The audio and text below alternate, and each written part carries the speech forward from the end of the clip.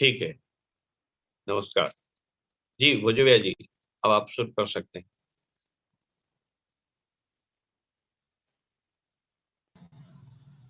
धन्यवाद व्यास साहब। श्री गोविंद गुरु यूनिवर्सिटी गोधरा के संस्कृत विभाग एवं ग्लोबल संस्कृत फोरम राष्ट्रीय संस्कृत मंच गुजरात प्रांत के संयुक्त तत्वाधान में आयोजित इस 10 दिवसीय शॉर्ट टर्म कोर्स में आप सभी प्रतिभागियों का और संस्कृत अनुरागियों का हृदय से स्वागत है। चूंकि हम सब जानते हैं कि ये हमारे 10 दिवसीय शॉर्ट टर्म कोर्स का विषय पंच महाकाव्य है और इसके आगे 2 व्याख्यान हमारे हो चुके हैं। मान्यवर अमृतलाल भोगयाता जी इससे पहले व्याख्यान दे चुके हैं। आज व्याख्यान का तीसरा दिन है और सभी का मैं यहाँ से हृदयपूर्ण स्वागत करता हूँ। आज के वक्ता सोमनाथ यूनिवर्सिटी के प्रोफेसर डॉक्टर जिगर भट्ट, जो आज शिशुपाल वध पे अपना व्याख्यान देने वाले हैं। तो कार्यक्रम के आरंभ में हम भगवान की स्तुति और मंगलाचरण करके इस कार्यक्रम का हम उद्घाटन करेंगे। तो मैं कार्यक्रम के आरंभ में मंगलाचरण एवं प्रार्थना स्तुति करने के लिए आस्था मेहता, जो वलसाड के कॉलेज की विद्यार्थिनी है और हमारे कार्यक्रम में वो सदैव जुड़ती रहती है, विद्यार्थी सदस्य है। तो आस्था मेहता से मैं निवेदन करूंगा कि वो कार्यक्रम का आरंभ मंगलाचरण से करवाए। आस्था मेहता। सर्वेभ्यो गुरुभ्यो काव्यरसिकेभ्यो नमो नमः। अद्य शिशुपालवध महाकाव्यस्य रसपानं वयं सर्वे करिष्यामः। तर्हि प्रारम्भे भगवान् श्रीकृष्णस्य प्रार्थना अहं करोमि। ॐ श्रीकृष्ण कृष्ण यदुनन्दन कृष्ण कृष्ण श्री कृष्ण कृष्ण मुनिनंदन कृष्ण कृष्ण श्री कृष्ण कृष्ण मुरलीधर कृष्ण कृष्ण श्री कृष्ण कृष्ण जगदीश्वर कृष्ण कृष्ण करारविन्दे नपदारविन्दं मुखारविन्दे विनिवेशयन्तं वटस्य पत्रस्य पुटे शयानं बालं मुकुन्दं मनसा स्मरामि। श्री कृष्ण गोविंद हरे मुरारी हे नाथ नारायण वासुदेव जिह्वे पिबा स्वामृतमेतदेव गोविंद दामोदर माधवेति सुखावसाने इदमेव सारम् दुःखावसाने इदमेव ज्ञेयम् देहावसाने इदमेव जाप्यम् गोविंद दामोदर माधवेति श्री कृष्ण राधा वर गोकुलेश गोपाल गोवर्धन नाथ विष्णु जिह्वे पिबा स्वामृतमेतदेव गोविंद दामोदर माधवेति गोविंद गोविंद दामोदर माधवेति। अस्तु। धन्यवाद आस्था भगिनी। हम सब जानते हैं कि ये हमारा कार्यक्रम जो है हमारे विश्वविद्यालय से और राष्ट्रीय संस्कृत मंच से आयोजित हुआ है, और बड़े हर्ष के साथ मैं यहाँ सबको विज्ञापित करता हूँ कि प्रतिदिन जो जूम है वो हमारा हाउसफुल हो जाता है। आज भी 98 पार्टिसिपेंट जूम से जुड़े हुए हैं, तो 100 से अधिक संख्या, 100 से ऊपर संख्या चली जाती है जूम में हमारी, जो कि 100 की मर्यादा है। और इससे कहीं ज्यादा लोग इस व्याख्यान का रसपान यूट्यूब के माध्यम से और फेसबुक के माध्यम से करते हैं। इसका एक कारण ये भी है कि हम निस्वार्थ भाव से ये हम कार्यक्रम का संचालन लोक भोग्य के लिए, छात्र भोग्य के लिए करते रहते हैं। और दूसरा एक कारण ये है कि हमें जो ये वक्ता मिले हैं यहाँ, वो एक से बढ़कर एक है, जो सही अर्थ में महाकाव्य का रसपान हमें करवाते हैं। तो ऐसे ही आज के एक वक्ता जिगर भट्ट साहब, जो सोमनाथ विश्वविद्यालय के अध्यापक है, उनका सविशेष परिचय करवाने के लिए मैं पुनः आस्था मेहता से निवेदन करूंगा कि महोदय का वो परिचय करवाए। जी, धन्यवाद। आज के वक्ता का परिचय देने का दायित्व मुझे सौंपा गया है, उसके लिए मैं आप सभी को धन्यवाद कहती हूँ। श्री जिगर भट्ट महोदय, वे श्री सोमनाथ संस्कृत यूनिवर्सिटी वेरावल में साहित्य विभाग में सहायक आचार्य है। आधुनिक तथा प्राचीन काव्य शास्त्र में संशोधन एवं संस्कृत काव्य निर्माण तथा ग्रंथ कंठस्थीकरण स्पर्धाओं में राष्ट्र स्तरीय तथा राज्य स्तरीय पदक विजेता है। शास्त्रीय तथा आचार्य कक्षा में स्वर्ण पदक प्राप्त किए हैं। 4 वर्ष का संशोधन अनुभव है और 3 वर्ष का शैक्षणिक अनुभव है। तो आज वक्ता के रूप में महाकवि माघ विरचित शिशुपाल वध महाकाव्य विषय के साथ उनकी प्रतिभा को सुनने का अवसर हम सबको प्राप्त हुआ है। न परिचय द्वारा न उपमा अलंकारा, न परिचय द्वारा न उपमा अलंकारा, वक्ता विज्ञायते तस्य वक्तव्य श्रेष्ठः। तर्हि अधिक समय न गृहीत्वा अहं जिगर भट्ट महोदयस्य हार्द स्वागतं करोमि। धन्यवादः।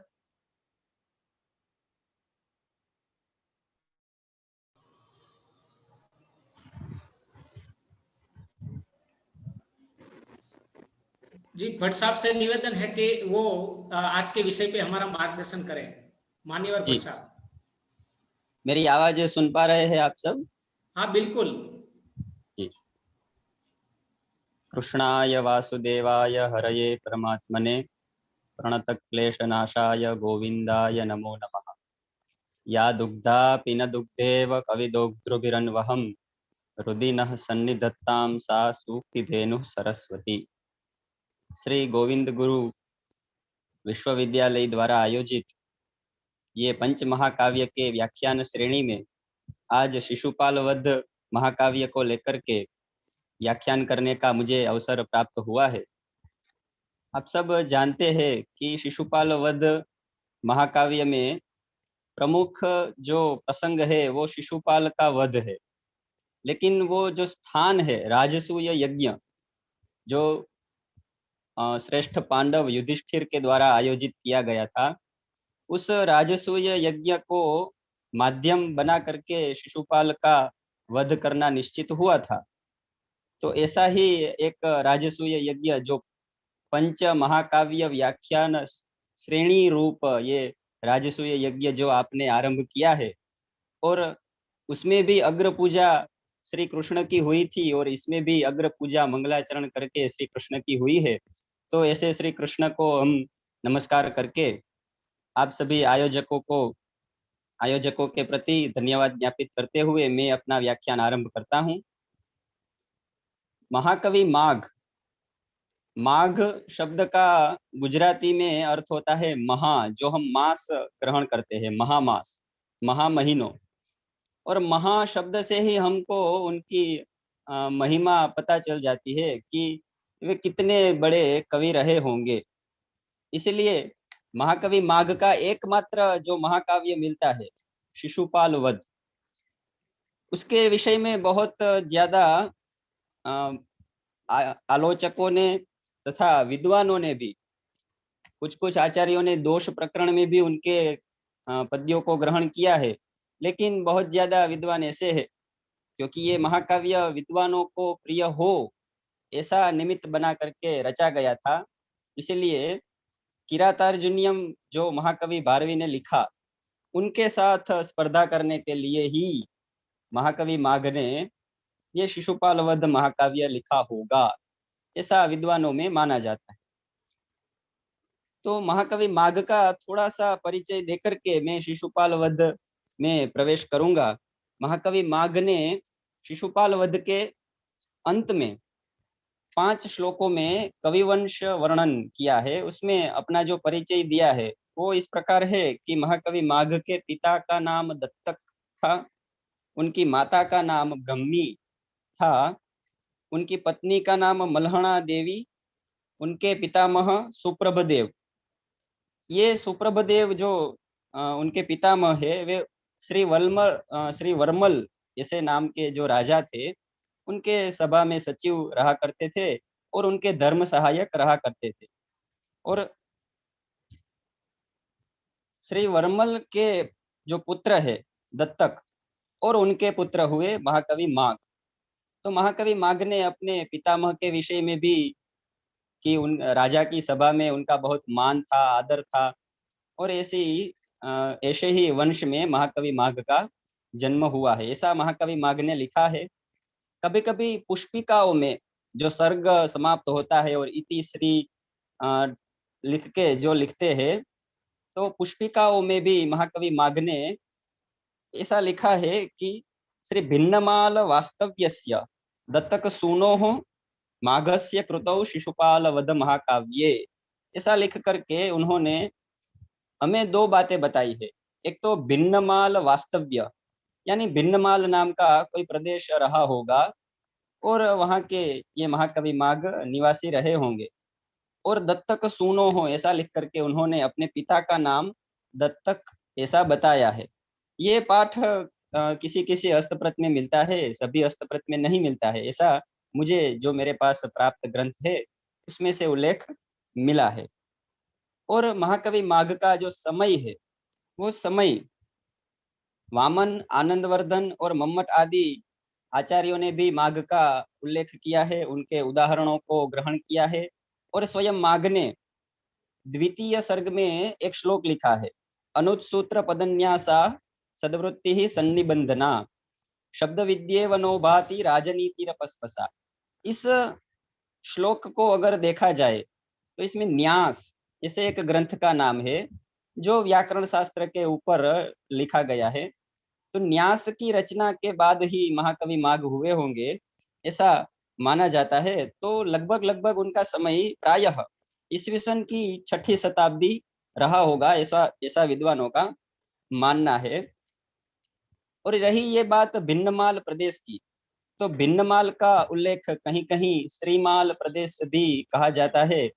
ये श्रीमाल नाम का एक नगर है जो गुजरात और राजस्थान की सीमा पर स्थित है, और वहाँ के जो ब्राह्मण थे वो श्रीमाली ब्राह्मण, आज भी बहुत सारे ब्राह्मणों के सरनेम में श्रीमाली आता है।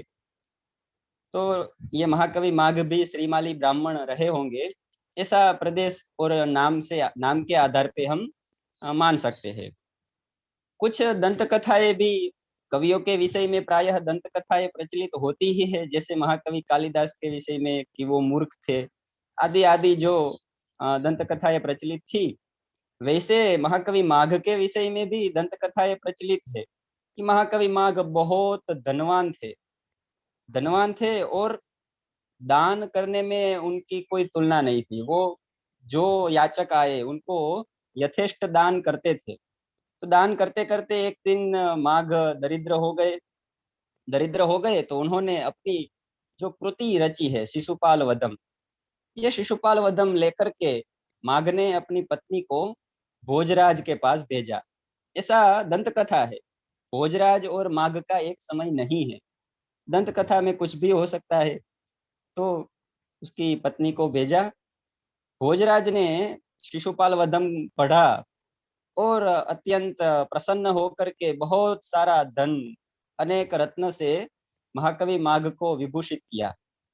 तो महाकवि माघ की पत्नी जो ये धन लेकर के आ रही थी, तो मार्ग में ही उन्होंने दरिद्र ब्राह्मणों को ये सब धन दे दिया, और फिर से जो थे दरिद्र वही दरिद्र ही रहे।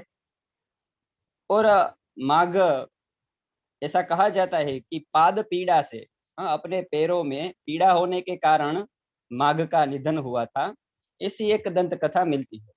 एक और दंत कथा ऐसी है कि महाकवि माघ के पिता चाहते थे कि माघ महाकवि बने, कवि बने और संस्कृत साहित्य में उनका भी नाम हो। तो माघ को कहते थे कि जाओ कुछ श्लोक बनाकर ले आओ। माघ श्लोक बनाकर लाते थे और उनके पिता असंतुष्ट रहते थे, नहीं ये श्लोक ठीक नहीं है, दूसरा बना के लाओ, ये सुधार करो, ये करो, वो करो। तो माघ ने फिर श्लोक दिखाना बंद कर दिया। कुछ समय बाद माघ ने शिशुपाल वध महाकाव्य की रचना करके उनके पिता को दिखाई। कहा नहीं कि ये मेरी रचना है, सिर्फ उनके सामने रख दिया। उनके पिता ने पढ़ा और बहुत आनंदित होकर पूछा कि ये किसकी रचना है, तुम्हारी रचना तो ये नहीं हो सकती। तो माघ ने कहा कि पिताश्री ये मेरी रचना है। तो पिताश्री को गुस्सा आया, ऐसा लिखा है दंत कथा में, गुस्सा आया और उन्होंने माघ को शाप दिया कि ये तुम्हारी अद्वितीय रचना भविष्यति। लेकिन मैं इस शाप को शाप नहीं मानता हूँ, वरदान मानता हूँ कि एकश्चंद्रः तमोहन्ति, एक ही चंद्र है वो अंधकार का नाश करता है, अनेक तारागण ये नहीं कर सकते। ऐसे ही माघ काव्य अद्वितीय रचना भविष्यति, एक ही रचना तुम समाज में रख दो, और किसी रचना की आवश्यकता नहीं है। तो ये वस्तुतः तो मैं इसको वरदान की दृष्टि से भी देखता हूँ। ऐसी भी एक दंत कथा प्राप्त होती है। महाकवि माघ के विषय में 3 उक्तियां प्रचलित है। वैसे तो बहुत सारे कवियों ने माघ की प्रशंसा की है, लेकिन 3 ऐसी उक्तियां है जिससे हम महाकवि माघ की विद्वत्ता और शिशुपाल वध की गहनता को देख सके, परिचय कर सके। उसमें सबसे पहली एक उक्ति है, आपके सामने रखता हूं, आप सब परिचित है उस उक्ति से।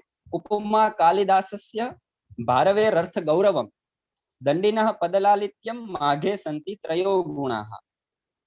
महाकवि कालिदास का उपमा अलंकार प्रसिद्ध है। अर्थ गौरवम भारवे है, महाकवि भारवी का अर्थ गौरव, अर्थ में गुरुता होना, ये प्रसिद्ध है।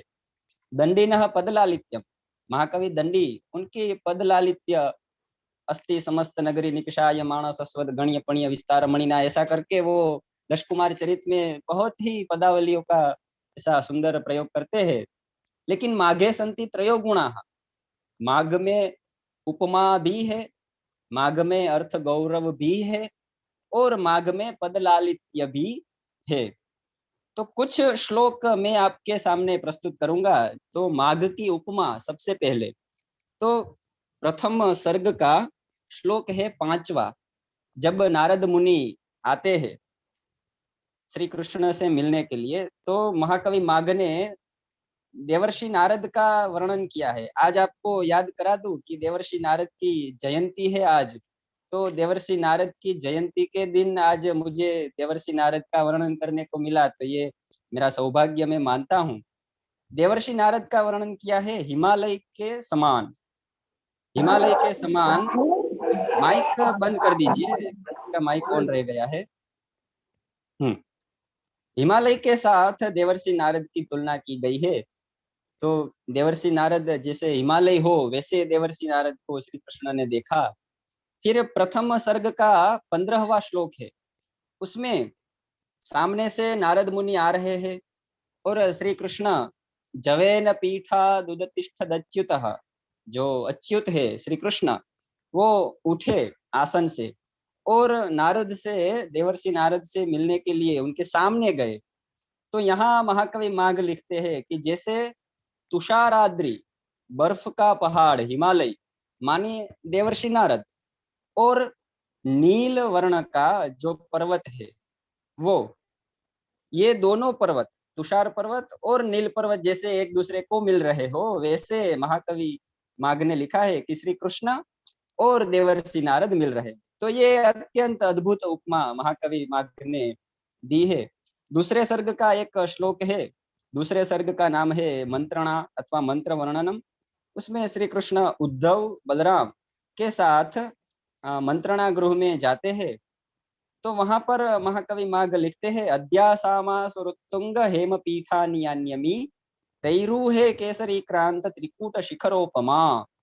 अर्थात उद्धव, बलराम और श्री कृष्ण ने हेम पीठ सुवर्ण के आसनों के ऊपर उस प्रकार स्थान ग्रहण किया जिस प्रकार 3 सुवर्ण के शिखरों पर केसरी यानी सिंह आसन ग्रहण करते हैं। तो इन तीनों का पराक्रम, इन तीनों का धैर्य और जो शिखर के ऊपर सिंह बैठा हो, ये कल्पना आप करें तो आपको थोड़ा आनंद आएगा कि महाकवि माघ के मन में ये विचार कहाँ से आया हो। तो इस प्रकार अनेक श्लोकों में हमें पदे पदे उपमा प्राप्त होती है। माघ का अर्थ गौरव, जैसे भारवे है अर्थ गौरवम कहा है, तो महाकवि माघ का भी अर्थ गौरव है। तो कुछ श्लोक मैंने यहाँ देखे हैं। एक श्लोक है प्रथम सर्ग का 14वां श्लोक।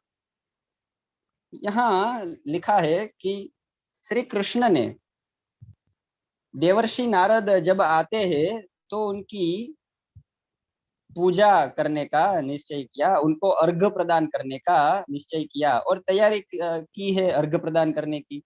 तो यहाँ लिखा है तमर्घ्यमर्घ्यादिकमादि पुरुषः सपर्यया साधु सपर्य पुपूजत गृहानुपैतुम प्रणयाद अभीप्सवो भवन्ति ना पुण्य कृताम मनीषिणः। ये जो दूसरी पंक्ति है ये बहुत ही अर्थपूर्ण है। गृहान उपैतुम प्रणयात अभीप्सवः, यहाँ प्रणयात एक शब्द दिया है, ध्यान देने योग्य। मनस्वी लोग, मानी लोग, जिनको अपने ऊपर स्वाभिमान होता है, ऐसे लोग किसके घर जाते हैं? तो ना पुण्य कृताम, जो पुण्यशाली नहीं है उनके घर कभी नहीं जाएंगे। जिन्होंने पुण्य किया हो उनके घर जाने की इच्छा रखते हैं स्वाभिमानी पुरुष। किस कारण से? तो शब्द दिया है प्रणयात, प्रणय से, बलपूर्वक नहीं। तो देवर्षि नारद सामने से आए हैं, उनको श्री कृष्ण ने आमंत्रण नहीं दिया, निमंत्रण नहीं दिया, बुलाया नहीं, लेकिन देवर्षि नारद आए हैं। उसका ये कारण है कि गृहानुपैतुम प्रणयादभीप्सवो भवन्ति ना पुण्य कृताम मनीषिणः।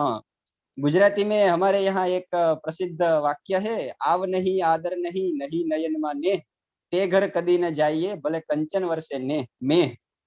हाँ, कोई हमको जाने से आव नहीं, आदर नहीं, हमको आवकार नहीं देता, आइए पधारिए, ऐसा मीठा वचन बोल के स्वागत ना करे, आदर ना दे, उनके नयनों में नेह ना हो, स्नेह ना हो, ये कहाँ से आ गया? ऐसा अगर विचार आता है तो ते घर कभी ना जाइए, वो घर हमें कभी नहीं जाना चाहिए, भले कंचन वर्षे में, वहां सोने की बरसात क्यों ना हो रही हो। तो ये जो गुजराती का वाक्य है, मुझे लगता है कि महाकवि माघ के ये प्रथम सर्ग के 14वें श्लोक से लिया गया होगा। तो माघ का ये अर्थ गौरव है। एक और श्लोक है दूसरे सर्ग का 46वां श्लोक, तो ये आपके सामने मैं प्रस्तुत करता हूँ। पादाहतम यदुत्थाय मूर्धान मदिरोहति स्वस्था देवापमानेपि देहिनस्तद्वरम रजः। ये श्लोक का संदर्भ ऐसा है कि बलराम श्री कृष्ण से कह रहे हैं, श्री कृष्ण ने पूछा कि क्या शिशुपाल के ऊपर चढ़ाई कर देनी चाहिए, आक्रमण करना चाहिए, या युधिष्ठिर के राजसूय यज्ञ में जाना चाहिए? तो बलराम कहते हैं कि नहीं, पहले तो शत्रु को मारो। तो ये संदर्भ में बलराम के मुख से ये श्लोक दिया गया है, पादाहतम यदुत्थाय मूर्धानम अधिरोहति। हम चले जा रहे हैं मार्ग में और हमारे पैर लगने से अगर धूल उड़ती है तो वो धूल आसपास कहीं पर नहीं जाती, वो हमारे सर पे चढ़ जाती है। अगर हमने धूल का अपमान किया तो वो धूल हमारे सर पे चढ़ गई। अगर आपका कोई अपमान कर रहा है तो आप क्या वो धूल से भी गए गुजरे हैं? बिल्कुल नहीं। धूल अगर हमारे मस्तक पे चढ़ जाती है तो हम देही नस्तद वरम रजह, आपसे तो ज्यादा अभिमान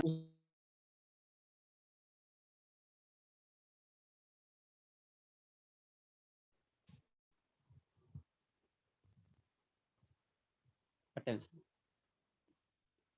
हाँ, अवाज આવે છે ને? हाँ, तो ऐसे बहुत सारे श्लोक भी अर्थ गौरव पूर्ण दिए गए हैं, तो उसमें भी विस्तार ना करते हुए आप सब शिशुपाल वध भी पढ़ सकते हैं। पद लालित्यम के ऊपर आता हूँ। दंडिनः पद लालित्यम और माघे संति त्रय गुणा। तो महाकवि माघ का पद लालित्य भी अत्यंत देखने लायक है। मैं छठे सर्ग का छठे सर्ग के कुछ श्लोक आपके सामने रखना चाहता हूँ पद लालित्यम के लिए। छठे सर्ग का दूसरा सर्ग है, इसमें ऋतुओं का वर्णन किया गया है। एक साथ सभी ऋतुएं प्रवृत्त हुई और उसमें वसंत वर्णन है यमक अलंकार के साथ। नवपलाश पलाश वनम पुरः स्फुट पराग परागत पंकजम मृदुलतांत लतांतमलोकयत ससुरभिम सुरभिम सुमनो भरैः। ऐसे श्लोक है। विलोलित विलोलितालक संहतिरामृशन मृगदृशाम श्रमवारि ललाटजम तनुतरंगततिम सरसाम दलत कुवलयम वलयन मरुदाववौ।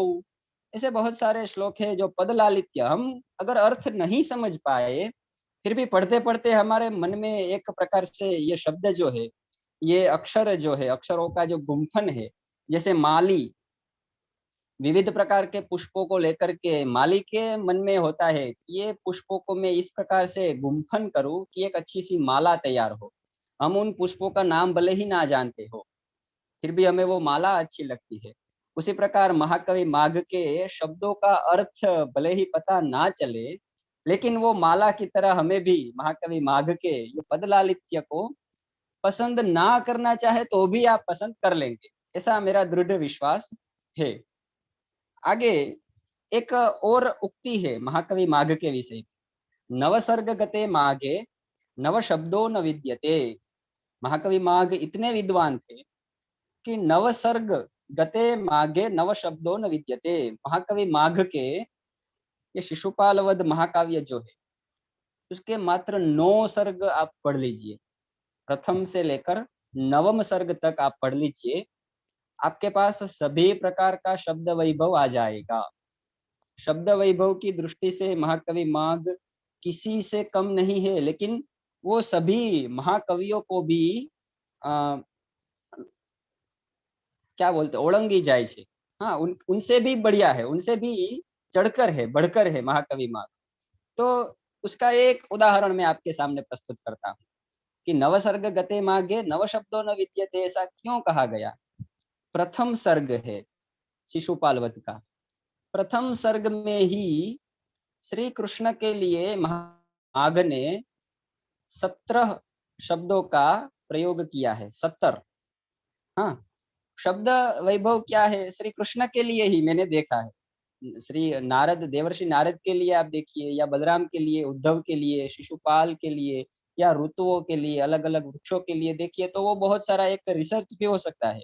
लेकिन मात्र श्री कृष्ण के लिए जो प्रथम सर्ग में शब्द दिए हैं, एक तो है हरि ही विभु चक्री अच्युतः देवकी सुतः आदिपुरुषः चिरंतनः मुनिः कंसकृष कंस का विनाश करने वाले कंसकृष, यज्वनाम प्रियः यज्ञ प्रियः, कैटभद्विट यानी कैटभ नाम के असुर को मारने वाले, फिर है पुंडरीकाक्षः पुरुषोत्तमः जगत्त्रयैकस्थपतिः, तीनों जगत का निर्माण करने वाले एकमात्र शिल्पी, ऐसा अर्थ के लिए जगत्त्रयैकस्थपतिः ऐसा शब्द दिया है। पुराण मूर्ति ही, पुराणों में प्रायः श्री कृष्ण की ही चर्चाएं होती है, तो पुराण मुनि ही। विश्वम्भरः विश्व का भरण करने वाले विश्वम्भरः, उपेंद्रः इंद्र के छोटे भाई, ऐसा अर्थ देते हुए उपेंद्र शब्द दिया है। इंद्र के छोटे भाई कैसे, तो हम सब जानते हैं कि जो वामन अवतार हुआ वो इंद्र से छोटे भाई ही थे वामन, तो उसके लिए उपेंद्र शब्द दिया है। और श्री कृष्ण के धनुष का नाम था शार्ंग धनुष। उसके लिए उनका नाम दिया है शार्ंगी। तो ये 17 शब्द है और अनेक शब्द अवतारों के लिए भी प्रयुक्त किए हैं। मात्र श्री कृष्ण के लिए प्रथम सर्ग में 70 शब्द दिए हैं। तो ये बहुत ही विशिष्ट बात है। नवसर्ग गते मागे नव शब्दों न विद्यते। और एक प्रसिद्ध उक्ति है महाकवि माघ के लिए, मेघे माघे गतम वयः। किसी ने एक वृद्ध से पूछा, एक वृद्ध व्यक्ति से, कि किम किम अधिगतम भवता, आपने क्या क्या पढ़ा है? क्या पाणिनीय व्याकरण पढ़े हैं आप? क्या आपने महाभाष्य पढ़ा है? क्या आपने भरत मुनि का नाट्य शास्त्र पढ़ा है? तो उस वृद्ध ने जो उत्तर दिया, क्या उत्तर दिया? मेघे माघे गतम वय। अरे मेरी तो पूरी उम्र, पूरी वय, पूरा जीवन 2 ग्रंथों में चला गया, मेघे यानी मेघदूत में, और माघे माघ काव्य में यानी शिशुपाल वध में। अब ये दोनों में ऐसा क्या है? मेघदूत तो एक खंड काव्य है, लेकिन शिशुपाल वध तो महाकाव्य है। और वास्तव में हम अगर पढ़ना चाहे, समझ के एक एक शब्द को लेकर के पढ़ना चाहे, तो सही बात है, मेघे माघे गतम वयः, ये तो मुझे लगता है उस समय की पंक्ति है जब सभी लोगों की बुद्धि तीक्ष्ण होती होगी। लेकिन आज हम जैसे लोगों के लिए तो 3-4 जन्म भी लग सकते हैं ऐसे महाकाव्य को पढ़ने के लिए।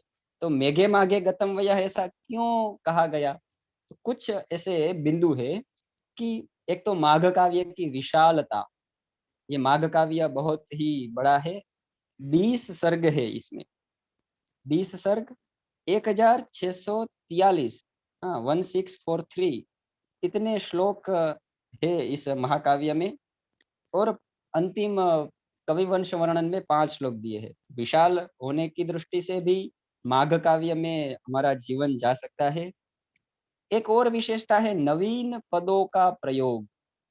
नवीन नवीन पदों का प्रयोग किया है महाकवि माघ ने। तो सामान्य बुद्धि से तो हम उसको समझ नहीं पाएंगे, इसलिए हमको तो पहले अन्वय करना पड़ेगा।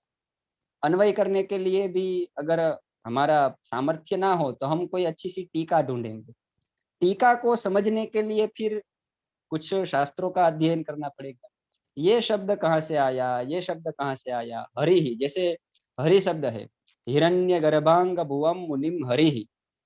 तो हरि शब्द के तो अनेक अर्थ होते हैं। तो वल्लभ देव जो है सर्वौषधि क्या संदेह विषौषधि टीका के कर्ता, उन्होंने लिखा है कि हरि शब्द तो 10 अर्थ में जाता है। वानर भी अर्थ होता है, सिंह भी अर्थ होता है। तो यहाँ हरि शब्द का अर्थ क्या लेना है? हरि शब्द का अर्थ यहाँ श्री कृष्ण लेना है। तो ऐसे अनेक विविध शब्दों का। माइक कृपया बंद कर दीजिए आप। विविध शब्दों का प्रयोग होने के कारण भी मेघे माघे गतम वय। फिर एक कारण है कि व्याकरण का विशिष्ट प्रयोग। व्याकरण शास्त्र एक तो आज के समय में छात्रों के लिए लगभग ऐसा नाम सुनते ही व्याकरण है तो वो जैसे मैथ्स होता है, गणित, उसी प्रकार वो देखते हैं व्याकरण को। व्याकरण को उसी प्रकार देखते हैं। माइक कृपया बंद रखिए आपका। कृपया आपका माइक बंद रखिए। यहाँ जो प्रवाह से व्याख्यान चल रहा हो उसमें थोड़ा सा हाँ विक्षेप होता है, ठीक है। तो व्याकरण के कुछ ऐसे दुरूह प्रयोग महाकवि माघ ने कर दिए हैं कि जिसके लिए हमें व्याकरण पढ़ना आवश्यक हो जाता है। आज तो ये टीकाएं उपलब्ध है और हम प्रायः भाषांतर पढ़ने के लिए प्रेरित होते हैं। तो व्याकरण का प्रयोग क्या है वो नहीं, लेकिन एक उदाहरण आपके सामने रखता हूँ। अभिज्ञा वचने लृट, ऐसा एक सूत्र है पाणिनि का, अभिज्ञा वचने लृट। अगर आप किसी को याद दिला रहे हैं तो आपको उस समय भूतकाल का प्रयोग नहीं करना है, उस समय आपको भविष्य काल का प्रयोग करना है। तो इस अर्थ में निकषा हनिष्यति, ऐसा नारद ने कहा है, हनिष्यति। श्री कृष्ण से नारद बात कर रहे हैं, थोड़ा ध्यान दीजिएगा। नारद श्री कृष्ण से बात कर रहे हैं, वो कह रहे हैं कि आपने लंका में रावण को मारा था। तो यहाँ तो भूतकाल का प्रयोग होना चाहिए, अनिश्यति ऐसा करके तो भविष्य काल का प्रयोग किया है। तो हम अगर पढ़ते हैं तो हमें ये प्रश्न होगा, लेकिन मल्लिनाथ ने इसका समाधान करके लिखा है कि अभिज्ञा वचने लृट ऐसा सूत्र है, और अगर किसी को याद दिलाना हो तो उसके लिए भी भविष्य काल का प्रयोग लृट लकार का प्रयोग किया जाता है। और भी हिरण्य पूर्वम कशिपुम प्रचक्षते, हम तो नाम बोलते हैं हिरण्य कशिपु, लेकिन यहाँ क्या दिया है? हिरण्य पूर्वम, पूर्व में हिरण्य शब्द है और अंत में जो कशिपु शब्द है, ऐसा एक असुर, हिरण्य पूर्वम कशिपुम। तो ये भी समझने के लिए थोड़ा, तो आगे मल्लिनाथ टीका में लिखते हैं कि मेघदूत में भी ऐसा प्रयोग तो किया गया है। महाकवि कालिदास ने लिखा है देव पूर्वम गिरिमते, देवगिरी पर्वत के लिए देव पूर्वम गिरिमते ऐसा प्रयोग है। और किरातार्जुनीयम में भी भारवी ने प्रयोग किया है धनुरूपपदम अस्मै वेदम अभ्यादिदेश, धनुर्वेद ऐसे शब्द के लिए धनु उपपदम अस्मै वेदम अभ्यादिदेश, तो धनुर्वेद के लिए भी धनु आगे और वेद पीछे, ऐसे शब्दों का प्रयोग करके फिर मल्लिनाथ ने लिखा है कि कथनचित संपाद्यम, कैसे भी करके ऐसे शब्द को सिद्ध करके हमें अर्थ ग्रहण कर लेना चाहिए, ऐसा मल्लिनाथ ने भी कहा है। तो ये कुछ बिंदु हुए मेघे माघे गतम वयः के, कि क्यों माघ काव्य इतना क्लिष्ट है, कठिन है, और उसमें हमारा पूर्ण जीवन कैसे जा सकता है। और भी कुछ बातें ऐसी है जैसे राजनीति शास्त्र का ज्ञान होना, यदि हम राजनीति का ज्ञान कम रखते हैं या राजनीति से कुछ अर्थशास्त्र से अगर अपरिचित है, तो कुछ बातें ऐसी है जो हम समझ नहीं सकते। व्याकरण शास्त्र के भी कुछ ऐसे प्रयोग है, जैसे लिखा है शब्द विद्ये वनोभाति राजनीति रपस्पशा, तो ये श्लोक आगे भी आएगा। लेकिन राजनीति का अगर ज्ञान ना हो, व्याकरण शास्त्र का ज्ञान ना हो, तो ऐसे क्लिष्ट प्रयोगों को हम नहीं समझ सकते। वैसे ही महाकवि माघ को काम शास्त्र का भी बहुत अच्छा ज्ञान है। ऋतु वर्णन है, जल विहार वर्णन है, मद्यपान का 10वें सर्ग में वर्णन है, तो वहां पर महाकवि माघ को काम शास्त्र का भी ज्ञान था, ऐसा प्रतीत होता है। युद्ध विद्या, युद्ध करने के लिए ऐसा नहीं है कि चलो तलवार निकाली और मैदान में चले गए, नहीं, युद्ध करने से भी अत्यंत कठिन है युद्ध का वर्णन करना। युद्ध का वर्णन करते करते यदि आपने कुछ गलत लिख दिया तो विद्वान लोग तुरंत आपके कान खींचेंगे कि अरे ये तो गलत बात है। तो युद्ध विद्या का महाकवि माघ को अच्छे से ज्ञान था, और ये भी आगे आएगा तो हम तब उसका भी वर्णन करेंगे। सेना को तैयार करना, सेना को सज्जता, सेना की सज्जता करना, इसमें भी बहुत ज्ञान की आवश्यकता है। ऐसा नहीं है कि बोल दिया चलो सैनिकों तैयार हो जाओ और वो सब कवच पहन के आयुध लेकर के बाहर आ गए, ऐसा नहीं है। सैन्य को सज्ज करना, फिर अनेक शास्त्रों का ज्ञान, पर्वत, वन, नदी, अलग अलग प्रकार के वृक्ष, उन वृक्षों के ऊपर ऋतुओं का प्रभाव, ये भी सामान्य व्यक्ति के लिए तो बस की बात नहीं है। ऐसा तो मात्र एक कोई श्रेष्ठ कवि ही कर सकता है। पर्वत को अलग अलग कैसे वर्णन करके प्रस्तुत किया जाए, किसी वृक्ष को अलग अलग ऋतुओं के हिसाब से कैसे वर्णन किया जाए। हाँ, नदी, तो नदी के ऊपर अलग अलग समय में कैसे प्रभाव पड़ते हैं, अलग अलग दृष्टि से नदी को कैसे वर्णन किया जाए, तो ये सब हम महाकवि माघ को यदि पढ़ते हैं तो हमें पता चलता है कि मेघे माघे गतम वयः।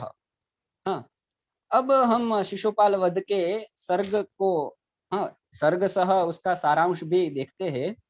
और यहाँ तक तो मैंने महाकवि माघ का परिचय दिया और शिशुपाल वध का जो वैशिष्ट्य है वो भी आपके सामने रखा। लेकिन सर्ग के विषय में भी, क्योंकि ये कथा वस्तु है, तो कथा वस्तु से और उसकी कुछ विशेषता से भी आपको परिचित करवाना आवश्यक है। तो प्रथम सर्ग से हम आरंभ करते हैं। शिशुपाल वध। शिशुपाल जो कि चेदी देश का राजा था, इसीलिए उसको चैद्य भी कहते हैं, चेदी भूपति भी कहते हैं। श्रीमद् भागवत के 10वें स्कंद में शिशुपाल के वध की कथा आती है और महाभारत के सभा पर्व में बहुत विस्तार से शिशुपाल के वध की कथा आती है। महाकाव्य के लक्षणों में लिखा गया है कि महाकाव्य इतिहास से प्रसिद्ध होना चाहिए, तो उसी के आधार पे महाकवि माघ ने महाभारत का आधार लेकर के ये महाकाव्य रचा है।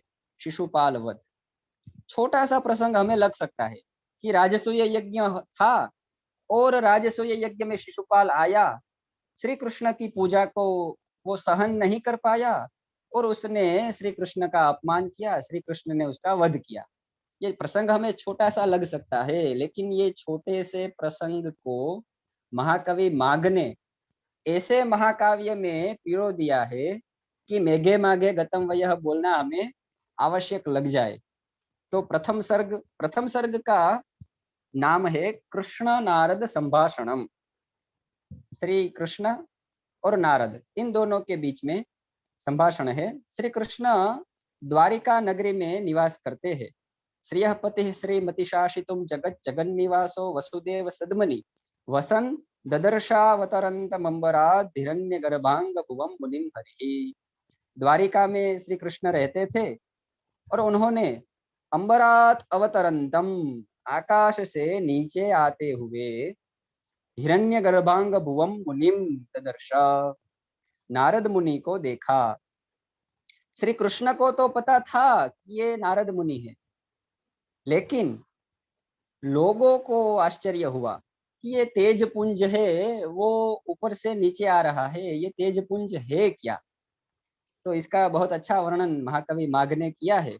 गतम तिरश्चीन मनूरु सारथे प्रसिद्ध मूर्ध्वज्वलनम हविर्भुजः पतत्यदो धाम विसारि सर्वतः किमेतदित्याकुलमीक्षितं जनैः। अनूरु सारथेः गतम तिरश्चीनम, सूर्य के जो किरण होते हैं, जो तेज होता है, रश्मियां होती है, वो तिरश्चीनम तिरछी होती है। तो ये सूर्य तो नहीं है। हविर्भुजः ऊर्ध्वगमनम प्रसिद्धम, जो अग्नि है वो अग्नि तो ऊपर की ओर गमन करता है। हाँ, हम अग्नि प्रज्वलित करते हैं तो वो ऊपर की ओर गमन करता है, लेकिन पतत्यधो अधः पतति, ये जो तेज नीचे आ रहा है ये क्या हो सकता है? तो ऐसा आकुलमीक्षितम जनैः, लोगों ने बड़े आश्चर्य से उनको देखा और फिर धीरे धीरे चयस्त्विषामित्यवधारितम पुरा ऐसा श्लोक दे करके क्रमादमुम नारद इत्यबोधिसः, श्री कृष्ण ने नारद मुनि को देखा और नारद मुनि का स्वागत किया। फिर आने का प्रयोजन पूछा कि देवर्षि नारद वैसे तो बिना कारण के कहीं भी नहीं जाते हैं, वो अनायास भी अगर कहीं चले जाते हैं तो वहां भी बहुत बड़ा प्रयोजन छिपा होता है। तो श्री कृष्ण जगन निवास है, जगतपति है, उनके पास जाने का तो कोई प्रयोजन होना ही चाहिए। श्री कृष्ण ने पूछा कि आप क्यों आए हैं? ऐसा तो पूछना उचित नहीं है, लेकिन आप आए हैं और महानुभावों का आगमन बिना प्रयोजन के नहीं होता है। यदि कोई महानुभाव आता है तो वो कोई ना कोई प्रयोजन से ही आते हैं। तो आप बताइए। तो यहाँ से महाकवि माघ ने शिशुपाल का वध करने के लिए उपक्रम आरंभ कर दिया है। नारद मुनि कहते हैं श्री कृष्ण से कि सबसे पहले तो हिरण्यकशिपु नाम का दैत्य था, उसने अपने पुत्र को बहुत त्रस्त किया और आपने नृसिंह अवतार लेकर के हिरण्यकशिपु का वध किया। उसके बाद रावण हुआ। रावण का बहुत ही ज्यादा वर्णन यहाँ किया गया है। नारद ने अनेक पराक्रम किए और साथ साथ अनेक दुष्कृत्य भी किए।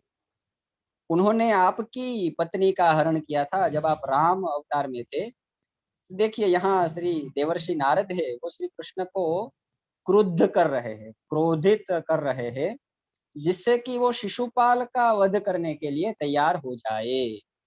शिशुपाल का वध होना है अंत में, लेकिन प्रथम सर्ग से ही उसका उपक्रम महाकवि माघ ने आरंभ कर दिया है और कहते हैं कि वो ही जो हिरण्यकशिपु था वो रावण बन के उत्पन्न हुआ, रावण का वध आपने किया तो ये शिशुपाल बन के आया है, और शिशुपाल का वध करने के लिए तो आप ही समर्थ है। सूर्य ही अंधकार का नाश कर सकता है और किसी का बस नहीं। हाँ, दिया अगर हम जलाए तो दिया कोई एक कमरे में या ज्यादा से ज्यादा पूरे घर में प्रकाश कर सकता है, लेकिन सूर्य जब तक उदय ना हो तब तक संपूर्ण अंधकार का नाश नहीं होता।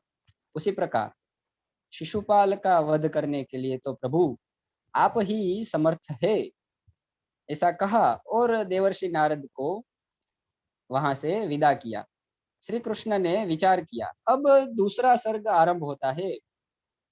प्रथम सर्ग और दूसरे सर्ग के बीच को जोड़ने वाली जो एक कड़ी है, वो कड़ी ये है कि श्री कृष्ण को एक तो नारद संदेश देकर गए, इंद्र का संदेश था कि आपको शिशुपाल का वध करना चाहिए, सब उससे त्रस्त है, वो बहुत ही सभी को पीड़ा दे रहा है, तो आप उसका वध कीजिए। दूसरे सर्ग का आरंभ हो उससे पहले ही महाकवि माघ ने हमको ऐसी कल्पना करने के लिए ये बात छोड़ दी है कि युधिष्ठिर का भी संदेश आया और युधिष्ठिर ने कहा कि राजसूय यज्ञ का आयोजन हो रहा है इंद्रप्रस्थ में और वहां श्री कृष्ण को आमंत्रण दिया जा रहा है। तो अब दो कार्य श्री कृष्ण के सामने आए। एक तो शिशुपाल का वध करने के लिए सेना को तैयार करके आक्रमण करना, या फिर युधिष्ठिर के यज्ञ में सम्मिलित होना। बड़े बड़े विद्वान लोग भी जब अकेले होते हैं तो वो निर्णय नहीं ले पाते, इसलिए श्री कृष्ण ने दूसरे सर्ग में उद्धव जो उसके सलाहकार है और बलराम जो उनके बड़े भाई है, उन दोनों से चर्चा करने के लिए मंत्रणा, हाँ, गुप्त जो मंत्रणा गृह होता है उसमें बुलाया। तो दूसरे सर्ग में मंत्रणा का वर्णन किया गया है और श्री कृष्ण अपनी बात रखते हैं उन दोनों के सामने बात रखते हुए श्री कृष्ण कहते हैं कि न दूये सात्वती सूनु यन मह्यम अपराध्यति यत्तो दंदह्यते लोकम अदो दुखा करोति माम। ये शिशुपाल मुझे पीड़ा दे रहा है, उससे मुझे कोई हानि नहीं है, कोई कष्ट नहीं है। मेरा तो वो जितना भी अपराध करे उससे मुझे कोई परेशानी नहीं है, कोई कष्ट नहीं है। यत्तो दंदह्यते लोकम, ये जो लोगों को पीड़ा दे रहा है, समाज में ये जो हानि कर रहा है, वो मुझे बहुत दुखी कर रहा है। तो ये महानुभाव का ही लक्षण है, ये एक उत्तम और श्रेष्ठ पुरुष का ही लक्षण है कि वो अपने ऊपर आ रहे दुखों को नहीं गिन रहा, समाज में जो दुख है वो उसे दुखी कर रहे। तो ऐसा तो मात्र श्री कृष्ण या जो महानुभाव है, श्रेष्ठ पुरुष है, वही हो सकते हैं। इसलिए श्री कृष्ण ने कहा कि शिशुपाल का वध करना आवश्यक है और एक और पांडवों ने राजसूय यज्ञ का आरंभ किया है, मैं कहाँ जाऊं, क्या करूं, इसके लिए आप दोनों को मैंने बुलाया है, क्योंकि ज्ञात सारोपि खल्वे कहा संदिग्धे कार्य वस्तुनि। ज्ञात सारः जो विद्वान होता है वो भी अकेला कोई निर्णय नहीं ले सकता, इसलिए उन दोनों के साथ मंत्रणा करने का निश्चय करके श्री कृष्ण ने अपनी बात रखी। केवल 5 श्लोकों में अपनी बात रख के श्री कृष्ण विरराम, अपनी वाणी को उन्होंने विराम दिया। क्यों? क्योंकि यहाँ महाकवि माघ ने लिखा है महीयांसः प्रकृत्या मितभाषिणः, जो महान लोग होते हैं वो प्रकृति से ही, स्वभाव से ही मितम अल्पम भाषिणः, बहुत कम बोलने वाले होते हैं। कम शब्दों में वो बहुत सारी बातें कर देते हैं, उनके शब्दों में इतनी ताकत होती है। शब्द का विस्तार नहीं होता, अर्थ का विस्तार होता है, इसलिए अर्थ गौरवम मितभाषिणः भवन्ति। श्री कृष्ण ने विराम लिया। अब कहने का क्रम तो वैसे उद्धव का होना चाहिए क्योंकि वे ज्येष्ठ है और बलराम मदिरा पान करके थोड़े मत्त बन के बैठे हुए हैं, इसलिए हाँ, मदिरा पान करके मत है, इसलिए उन्होंने उद्धव को बोलने का अवसर नहीं दिया। ये उद्धव कुछ बोले और कुछ आगे पीछे बात कर दे, श्री कृष्ण को शिशुपाल के ऊपर आक्रमण करने से वारण कर ले, उनको रोक ले, उससे अच्छा है कि चलो मैं ही बोल देता हूँ पहले। ऐसा सोच करके बलराम ने अपनी वाणी का आरंभ किया। ओजस्वी वाणी है बलराम, जैसे किरातार्जुनीयम में भीम और द्रौपदी की वाणी है युधिष्ठिर को उकसाने के लिए, वैसे ही यहाँ बलराम ने श्री कृष्ण को उकसाने के लिए ओजस्वी वाणी का प्रयोग किया है। बलराम क्या कहते हैं? उन्होंने कहा कि वचसस् तस्य सपदि क्रिया केवलम उत्तरम। सामने वाला अगर आपको कुछ कहता है, आपका अपराध करता है, तो उसके सामने स्पष्टता करने नहीं जाओ, मत जाओ, स्पष्टता मत करो। क्रिया केवलम उत्तरम, क्रिया से उसको जवाब दिया जाए, उत्तर दिया जाए। तो केवलम क्रिया एवं उत्तरम, ऐसा बलराम ने कह के, और बलराम राजनीति के बहुत अच्छे ज्ञाता होते हुए भी उन्होंने क्या कहा कि राजनीति तो मूढ़ व्यक्ति है, जो मूर्ख व्यक्ति है वो भी शुक्र नीति है, अर्थशास्त्र है। ऐसे अनेक ग्रंथों को पढ़ करके मूर्ख व्यक्ति भी राजनीति में कुशल हो सकता है, लेकिन जो बलवान है, जो सारवान है, उसके लिए एक ही राजनीति है। क्या राजनीति है? आत्मोदयः प्रज्ञानिः द्वयम नीतिरितीयति। दो ही नीति है। आत्मोदयः, अपना उदय होना, अपनी वृद्धि होना ही राजनीति है। और परज्ञानी ही, पर यानी शत्रु, शत्रु का हानि, शत्रु का नाश होना, शत्रु का क्षय होना, हमारी वृद्धि होना, ये दो बात ही राजनीति कहलाती है। ये जो षड्गुणाः शक्तयस्तिस्रः, ये राजनीति की बातें तो मूढ़ लोगों के लिए है, मूर्ख लोगों के लिए है, ऐसा बलराम ने कहा। और बलराम क्या कहते हैं? यदि उद्धव, उनके मन में देखिए डर है बलराम के मन, उद्धव ऐसा कहेंगे कि शिशुपाल के साथ संधि कर लो, शिशुपाल तो तुम्हारा संबंधी है, हाँ, मामा और फोई के दोनों बेटे हैं, तो दोनों में युद्ध नहीं होना चाहिए, ऐसा उद्धव अगर कहेंगे तो बलराम ने पहले से ही उनका खंडन करने के लिए कह दिया। क्या कहा? उपकर्त्रारिणा संधिर न मित्रेणापकारिणा। आपके साथ जो उपकार करता है और वो यदि आपका शत्रु है तो भी उसके साथ संधि कर लेनी चाहिए। शत्रु हो, उपकारक हो तो संधि करने के योग्य है, लेकिन न मित्रेणापकारिणा, आपका मित्र हो लेकिन अपकारक हो तो उसके साथ कभी भी संधि नहीं करनी चाहिए। ऐसा कहकर के बलराम ने एक तरीके से ये कह दिया कि शिशुपाल के साथ संधि का विचार भी मत कीजिएगा, और उद्धव को भी कह दिया है कि आप भी विचार मत कीजिएगा, और ये बात जब आपका बोलने की बारी आए तो आप ये बात कभी मत कहिएगा, ऐसा बलराम ने कह दिया है। और रही बात पांडवों की, तो पांडव तो अपने समर्थ भाइयों, हाँ 5 पांडव है, समर्थ है, युधिष्ठिर, भीम, अर्जुन, सहदेव, नकुल, ये समर्थ है, तो वो अकेले भी यज्ञ कर सकते हैं, उसमें आपकी कोई आवश्यकता नहीं है। इसीलिए बलराम ने अंतिम श्लोक में कहा है यजताम पांडवाः, पांडवों को यज्ञ करने दो। स्वर्गम अवतु इंद्रः, इंद्र स्वर्ग की रक्षा करे। तपतु इनः, सूर्य को तपने दो। सब अपना अपना कार्य करते हैं, करने दो अपना अपना कार्य। वयम हनामः द्विषतः, हम अपने शत्रुओं को मारे। क्यों? क्योंकि सर्वः स्वार्थम समीहते, सब अपने स्वार्थ के लिए ही कार्य करते हैं, इसीलिए हमें भी अपना स्वार्थ है, ये शिशुपाल हमारा शत्रु है, तो वयम हनामः द्विषतः। ऐसा बोल करके बलराम ने अपनी वाणी को विराम दे दिया। अब उद्धव ने देखिए बीच से बात काटी नहीं, पूरी बात उनको बोलने दी।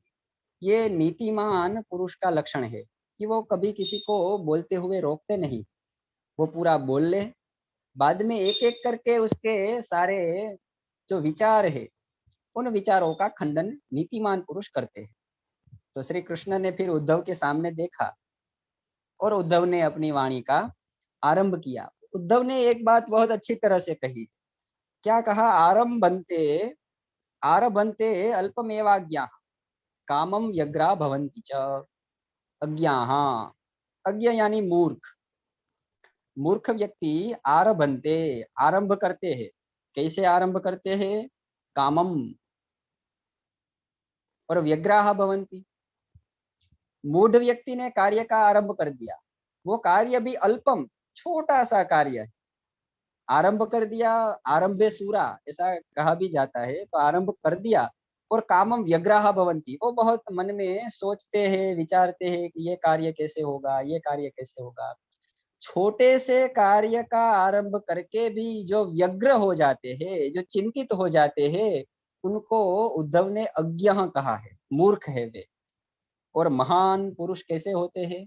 महारंभाः, बहुत बड़े कार्य का आरंभ कर देते हैं, लेकिन निराकुलाः तिष्ठन्ति, उनके मन में जरा सा भी भय नहीं होता, उनके मन में जरा सी भी चिंता नहीं होती। विघ्नैः पुनः पुनरपि प्रतिहन्यमानाः प्रारब्धमुत्तमजनाः न परित्यजन्ति, ऐसा जो हमने भर्तृहरि ने जो कहा, ये बात यहाँ भी हम देख सकते हैं।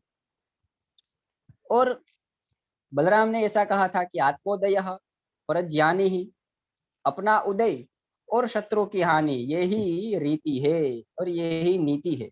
लेकिन उद्धव क्या कहते हैं कि नहीं, एक राजा को मात्र बल का आश्रय नहीं लेना चाहिए।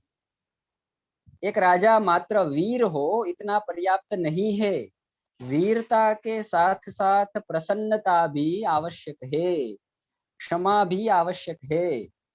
आप वीर हो और क्षमा करते हो तो आप वास्तव में वीर हो। अगर हम उसका सामना नहीं कर सकते और बोलते हैं कि जाओ तुम्हें क्षमा किया, तो ये कहाँ की वीरता हुई भाई?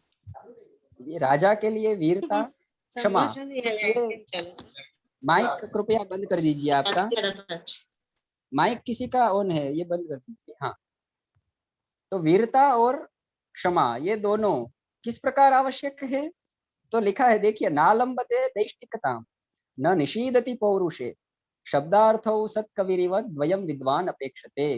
जैसे विद्वान कवि को शब्द और अर्थ दोनों की आवश्यकता होती है, उसी प्रकार एक श्रेष्ठ राजा को वीरता और क्षमा, हाँ, पौरुष और भाग्य दोनों का आश्रय लेना चाहिए। उसके अंदर वीरता भी है, वो भाग्य का भी साथ ले, ऐसा उद्धव ने कहा है। और भी बहुत कुछ यहाँ विस्तार से लिखा गया है, लेकिन उद्धव की वाणी का एकमात्र जो सार है वो मैं आपको बता देता हूँ कि शिशुपाल के ऊपर अभी से चढ़ाई नहीं करनी चाहिए। क्यों? क्योंकि जैसे अनेक रोगों का समूह राजयक्ष्मा रोग है, क्षय रोग जिसको टीबी कहा जाता है, वो अनेक रोगों का समूह।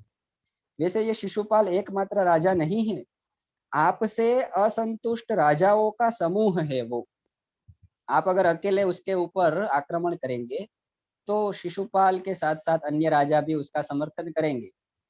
और जो पांडव आपके प्रकृति से ही मित्र है, आपके सहायक है, अगर आप वहां नहीं गए तो पांडव अपने आप आपके शत्रु हो जाएंगे। अगर शत्रु ना हो तो भी वो आपसे असंतुष्ट तो होंगे ही। तो इसीलिए मेरा तो ये कहना है कि आपको श्री कृष्ण को युधिष्ठिर के यज्ञ में ही जाना चाहिए और गुप्तचरों को नियुक्त कर दीजिए। गुप्तचर है वो शिशुपाल की सारी गतिविधियों पर नजर रखेंगे और आपको बताएंगे कि शिशुपाल ये कर रहा है, ये कर रहा है, युद्ध की तैयारी कर रहा है, या जो कुछ भी है वो गुप्तचर कहेंगे। क्योंकि राजनीति मात्र अपना उदय और सामने वाले की हानि नहीं है। राजनीति क्या है? अनुत्सूत्र पदन्यासा सद्वृत्ति ही सन्निबंधना शब्द विद्येव नो भाति राजनीतिरपस्पसा। जैसे व्याकरण शास्त्र पस्पसाहनिक के बिना, हाँ, महाभाष्य का जो पस्पसाहनिक है उसके बिना व्याकरण शास्त्र शोभा को प्राप्त नहीं करता। व्याकरण शास्त्र का प्रयोजन ही पस्पसाहनिक है। व्याकरण शास्त्र से पस्पसाहनिक को निकाल दीजिए तो व्याकरण के सारे प्रयोजन चले गए। रक्षोहागम लघ्व संदेहा प्रयोजनम, ये चला गया उससे। उसी प्रकार पस्पश यानी गुप्तचर। गुप्तचर को यदि राजनीति से निकाल दिया जाए तो राजनीति भी शून्य हो जाएगी। इसीलिए बलराम का ये जो वाक्य है उसका खंडन किया और श्री कृष्ण को तैयार किया कि आपको शिशुपाल का वध करने नहीं जाना है, आपको युधिष्ठिर के यज्ञ में जाना है। ऐसा उद्धव ने दृढ़ विचारों के साथ प्रस्तुत किया और श्री कृष्ण भी तैयार हो गए कि चलो अब हम इंद्रप्रस्थ की ओर जाएंगे। तृतीय सर्ग है, तृतीय सर्ग में पूरी प्रस्थान ऐसा नाम दिया गया है। श्री कृष्ण ने युधिष्ठिर के यज्ञ में जाने के लिए, इंद्रप्रस्थ की ओर प्रयाण करने के लिए तैयारी आरंभ की। श्री कृष्ण ने आभूषणों से पहले अपने आप को शोभित किया। हाँ, जो छत्र, चामर, मुकुट, कुंडल, बाजूबंद, कंकण, मौक्तिक की माला, ये सब श्री कृष्ण ने, जो कौस्तुभ मणि है, करधनी जिसको गुजराती में कंदोरो कहवाय, पीतांबर से विभूषित श्री कृष्ण तैयार हुए। फिर उन्होंने अपने अस्त्र शस्त्र को भी ग्रहण किया। तो उनके भी नाम यहाँ महाकवि माघ ने दिए हैं कि श्री कृष्ण ने सुदर्शन चक्र, कौमोदकी गदा, नंदक नाम का खड़ग और शार्ंग नाम का धनुष, पांचजन्य शंख, ये 5 शस्त्रों को धारण किया और पुष्य नाम के रथ के ऊपर बैठे। श्री कृष्ण का रथ है, रथ का नाम है पुष्य, जो पुष्य नक्षत्र है। हाँ, वैसे ही पुष्य नाम है। और महाकवि माघ ने यहाँ लिखा है कि जैसे चंद्र पुष्य नक्षत्र में जाकर के शोभित होता है, अत्यंत सुशोभित होता है, वैसे ही श्री कृष्ण ये पुष्य नाम के रथ के ऊपर बैठे हुए चंद्रमा के समान सुशोभित होने लगे। और आगे उनकी सेना का वर्णन दिया गया है। सेना के वर्णन में एक महत्वपूर्ण श्लोक है और ये श्लोक बार बार हमारे जो गुरुदेव है भोगाइता गुरु जी, अमृतलाल भोगाइता जी, उनके मुख से मैंने बहुत बार सुना है और पढ़ते पढ़ते ये श्लोक भी आपके सामने मैं प्रस्तुत कर रहा हूँ कि सेना का वर्णन कैसे किया है। चतुरंगिणी सेना होती, हाथी होते हैं, रथ होते हैं, घोड़े और पदाती, पैदल चलने वाले। तो आगे हाथी की सेना खड़ी है, उसके पीछे घोड़े हैं। घोड़े स्वभाव से ही चंचल होते हैं और अत्यंत वेग से जाने की इच्छा रखते हैं। उनका मन ऐसा होता है कि मैं बहुत ही वेग से दौड़ूं, लेकिन आगे तो हाथी खड़े हैं भाई, वो कैसे जाएंगे। तो महाकवि माघ ने यहाँ लिखा है, निरुद्यमाना यदुभिः कथंचित मुहुर्यदुच्य क्षिपुरग्रपादान ध्रुवम गुरुन् मार्गरुधः करीन्द्रान उल्लंघ्य गंतुम तुरगास्तदीषु। हाथी को उल्लंघन करके जाने की इच्छा रखते हैं घोड़े। उन्होंने अगले अपने जो अग्र पैर है, अग्रपाद है दोनों, आपने वो चित्र में भी बहुत बार देखा होगा। तो घोड़े जो है वो अत्यंत जाने की इच्छा करने वाले हाथियों का उल्लंघन करके जाए, ऐसी इच्छा व्यक्त की। और मजे की बात यह है कि मल्लीनाथ ने टीका में क्या लिखा है। मल्लीनाथ ने टीका में लिखा है कि गुरवोपि सन्मार्ग रोधकाः परैः उल्लंघ्यन्त इति अलंकारेण वस्तुध्वनिः। गुरु शब्द का अर्थ होता है बड़े, बुजुर्ग। कभी कभी कुछ परंपराएं ऐसी होती है जो बुजुर्ग है, वृद्ध है, वो पकड़ के बैठते, और युवा जो होते हैं घोड़े के जैसे, वृद्ध होते हैं, उनको हाथी कहा है यहाँ। और हाथी जब तक आगे है तब तक ये युवा घोड़े है वो आगे नहीं जा सकते। इसलिए कभी कभी जैसे घोड़े हाथियों का उल्लंघन करने की इच्छा रखते हैं, वैसे युवा व्यक्ति है वो भी वृद्ध व्यक्तियों का उल्लंघन करने की इच्छा रखते हैं। ऐसा यहाँ पर वस्तु ध्वनि भी मल्लीनाथ ने दिया है। फिर श्री कृष्ण है वो चारों ओर अपनी नजर घुमाते हैं। तो श्री कृष्ण की तो अनेक रानियां थी, वो हम सब जानते हैं। तो कुछ रानियों को श्री कृष्ण ने देखा और कुछ रानियों को श्री कृष्ण नहीं देख पाए। तो जिसको देखा उसकी क्या अवस्था हुई और जिसको नहीं देखा उसकी क्या अवस्था हुई, ये बहुत एक अच्छे श्लोक में महाकवि माघ ने वर्णन किया है। याम याम प्रियः प्रेक्षत कातराक्षी सासा हरिया नम्रमुखी बभूव। श्री कृष्ण ने जिस जिस रानी को देखा वो हरिया, हरिया लज्जया, लज्जा के कारण नम्रमुखी बभूव, अपना मुख उसने नम्र कर लिया, नीचे झुका दिया। और जिसको नहीं देखा, श्री कृष्ण ने जिस रानी को नहीं देखा उसकी क्या अवस्था हुई? तो लिखा है निशंक मन्याः सममाहितेर्ष्याः तत्रांतरे जघ्नुरमुं कटाक्षैहि। ये श्री कृष्ण ने मुझे क्यों नहीं देखा, ऐसा ईर्ष्या का भाव उसके ऊपर आ गया, उसके मन में आ गया, और उन्होंने कटाक्ष से श्री कृष्ण को देखा। अब यहाँ पर एक अर्थ हम ऐसा भी ले सकते हैं कि जिसके ऊपर श्री कृष्ण की दृष्टि पड़े वो नम्र मुख हो जाते हैं, वो अत्यंत विनम्र हो जाते हैं। और जिसके ऊपर श्री कृष्ण की दृष्टि नहीं पड़ती है, कृपा दृष्टि नहीं पड़ती है, वो शिशुपाल के जैसे लोग हो जाते हैं कि इन्होंने हमारे सामने क्यों नहीं देखा। और वो भी श्री कृष्ण के ऊपर आगे जो कटाक्ष करने वाले हैं, उनका अपमान करने वाले हैं, वैसे कटाक्ष करते हैं, ऐसा भी एक अर्थ हम ले सकते हैं। तो श्री कृष्ण के यहाँ प्रस्थान का वर्णन किया गया है, और द्वारिका से श्री कृष्ण बाहर निकले, सैन्य भी उनके पीछे पीछे चला।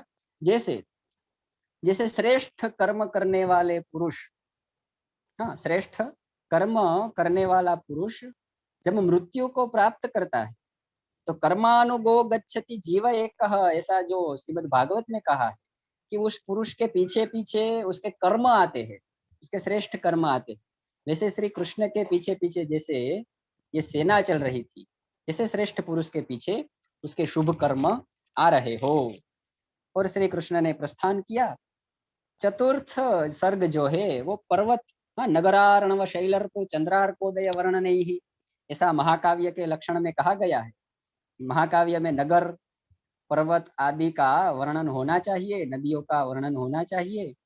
महाकवि माघ चतुर्थ सर्ग में गुजरात प्रदेश जो है उसका जैसे आधार स्तंभ हो, वैसे गिरनार पर्वत, रैवतक पर्वत का यहाँ महाकवि माघ ने वर्णन किया है।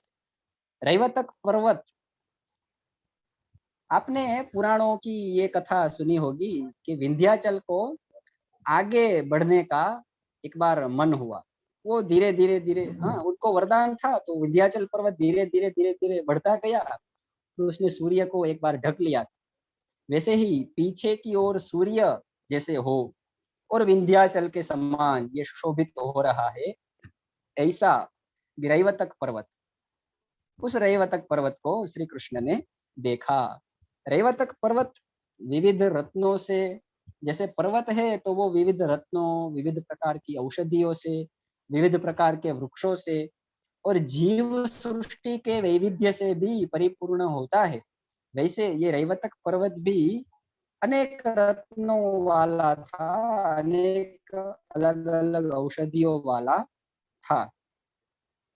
और एक बात, आप पुरुष सूक्त से तो परिचित होंगे, सहस्त्र शीर्षा पुरुषः सहस्राक्षः सहस्रपाद, ऐसा जो प्रथम मंत्र है पुरुष सूक्त में, वैसे यहाँ रैवतक पर्वत का भी, पर्वत सहस्र शिखरों से व्याप्त, हजारों शिखरों से व्याप्त था, इसलिए सहस्त्र शीर्षा शिखर। उसके आसपास छोटे छोटे पहाड़ थे, छोटे छोटे पर्वत थे, इसलिए वो सहस्रपाद, और वो लगभग बहुत सारी भूमि को व्याप्त किए हुए था, इसलिए सबूमिद्गु सर्वतः स्प्रतवात यतिष्ठद शांगुलम, ऐसा जो मंत्र है वो मंत्र की यहाँ छाया हमें देखने को मिलती है। आगे एक श्लोक आपके सामने प्रस्तुत करता हूँ। रैवतक पर्वत के वर्णन में विभिन्न वर्णा गरुडाग्रजेन सूर्यस्य रथ्याः परितः स्मरन्त्या रत्नैः पुनर्यत्र रुचा रुचम स्वाम आनिन्नीरे वंशकरीर नीलैः। क्या कहना चाहते हैं महाकवि माघ कि जब रैवतक पर्वत के ऊपर से सूर्योदय होता है, सूर्य का सारथी है अरुण, अरुण को हम गरुड़ाग्रज कहते हैं, गरुड़ का अग्रज है, गरुड़ के बड़े भाई है अरुण। तो अरुण केसरी वर्ण के हैं, हाँ, अनुराग वाले हैं, रक्त वर्ण के हैं, लेकिन ये जो सूर्य के अश्व है वो अश्व हरित वर्ण वाले, हाँ, जिसको हरा रंग हम कहते हैं। तो ये जो हरे रंग वाले अश्व थे वो अरुण के कारण, सारथी के कारण उनका रंग बदल गया था और हरित से केसरी वर्ण हो गया था।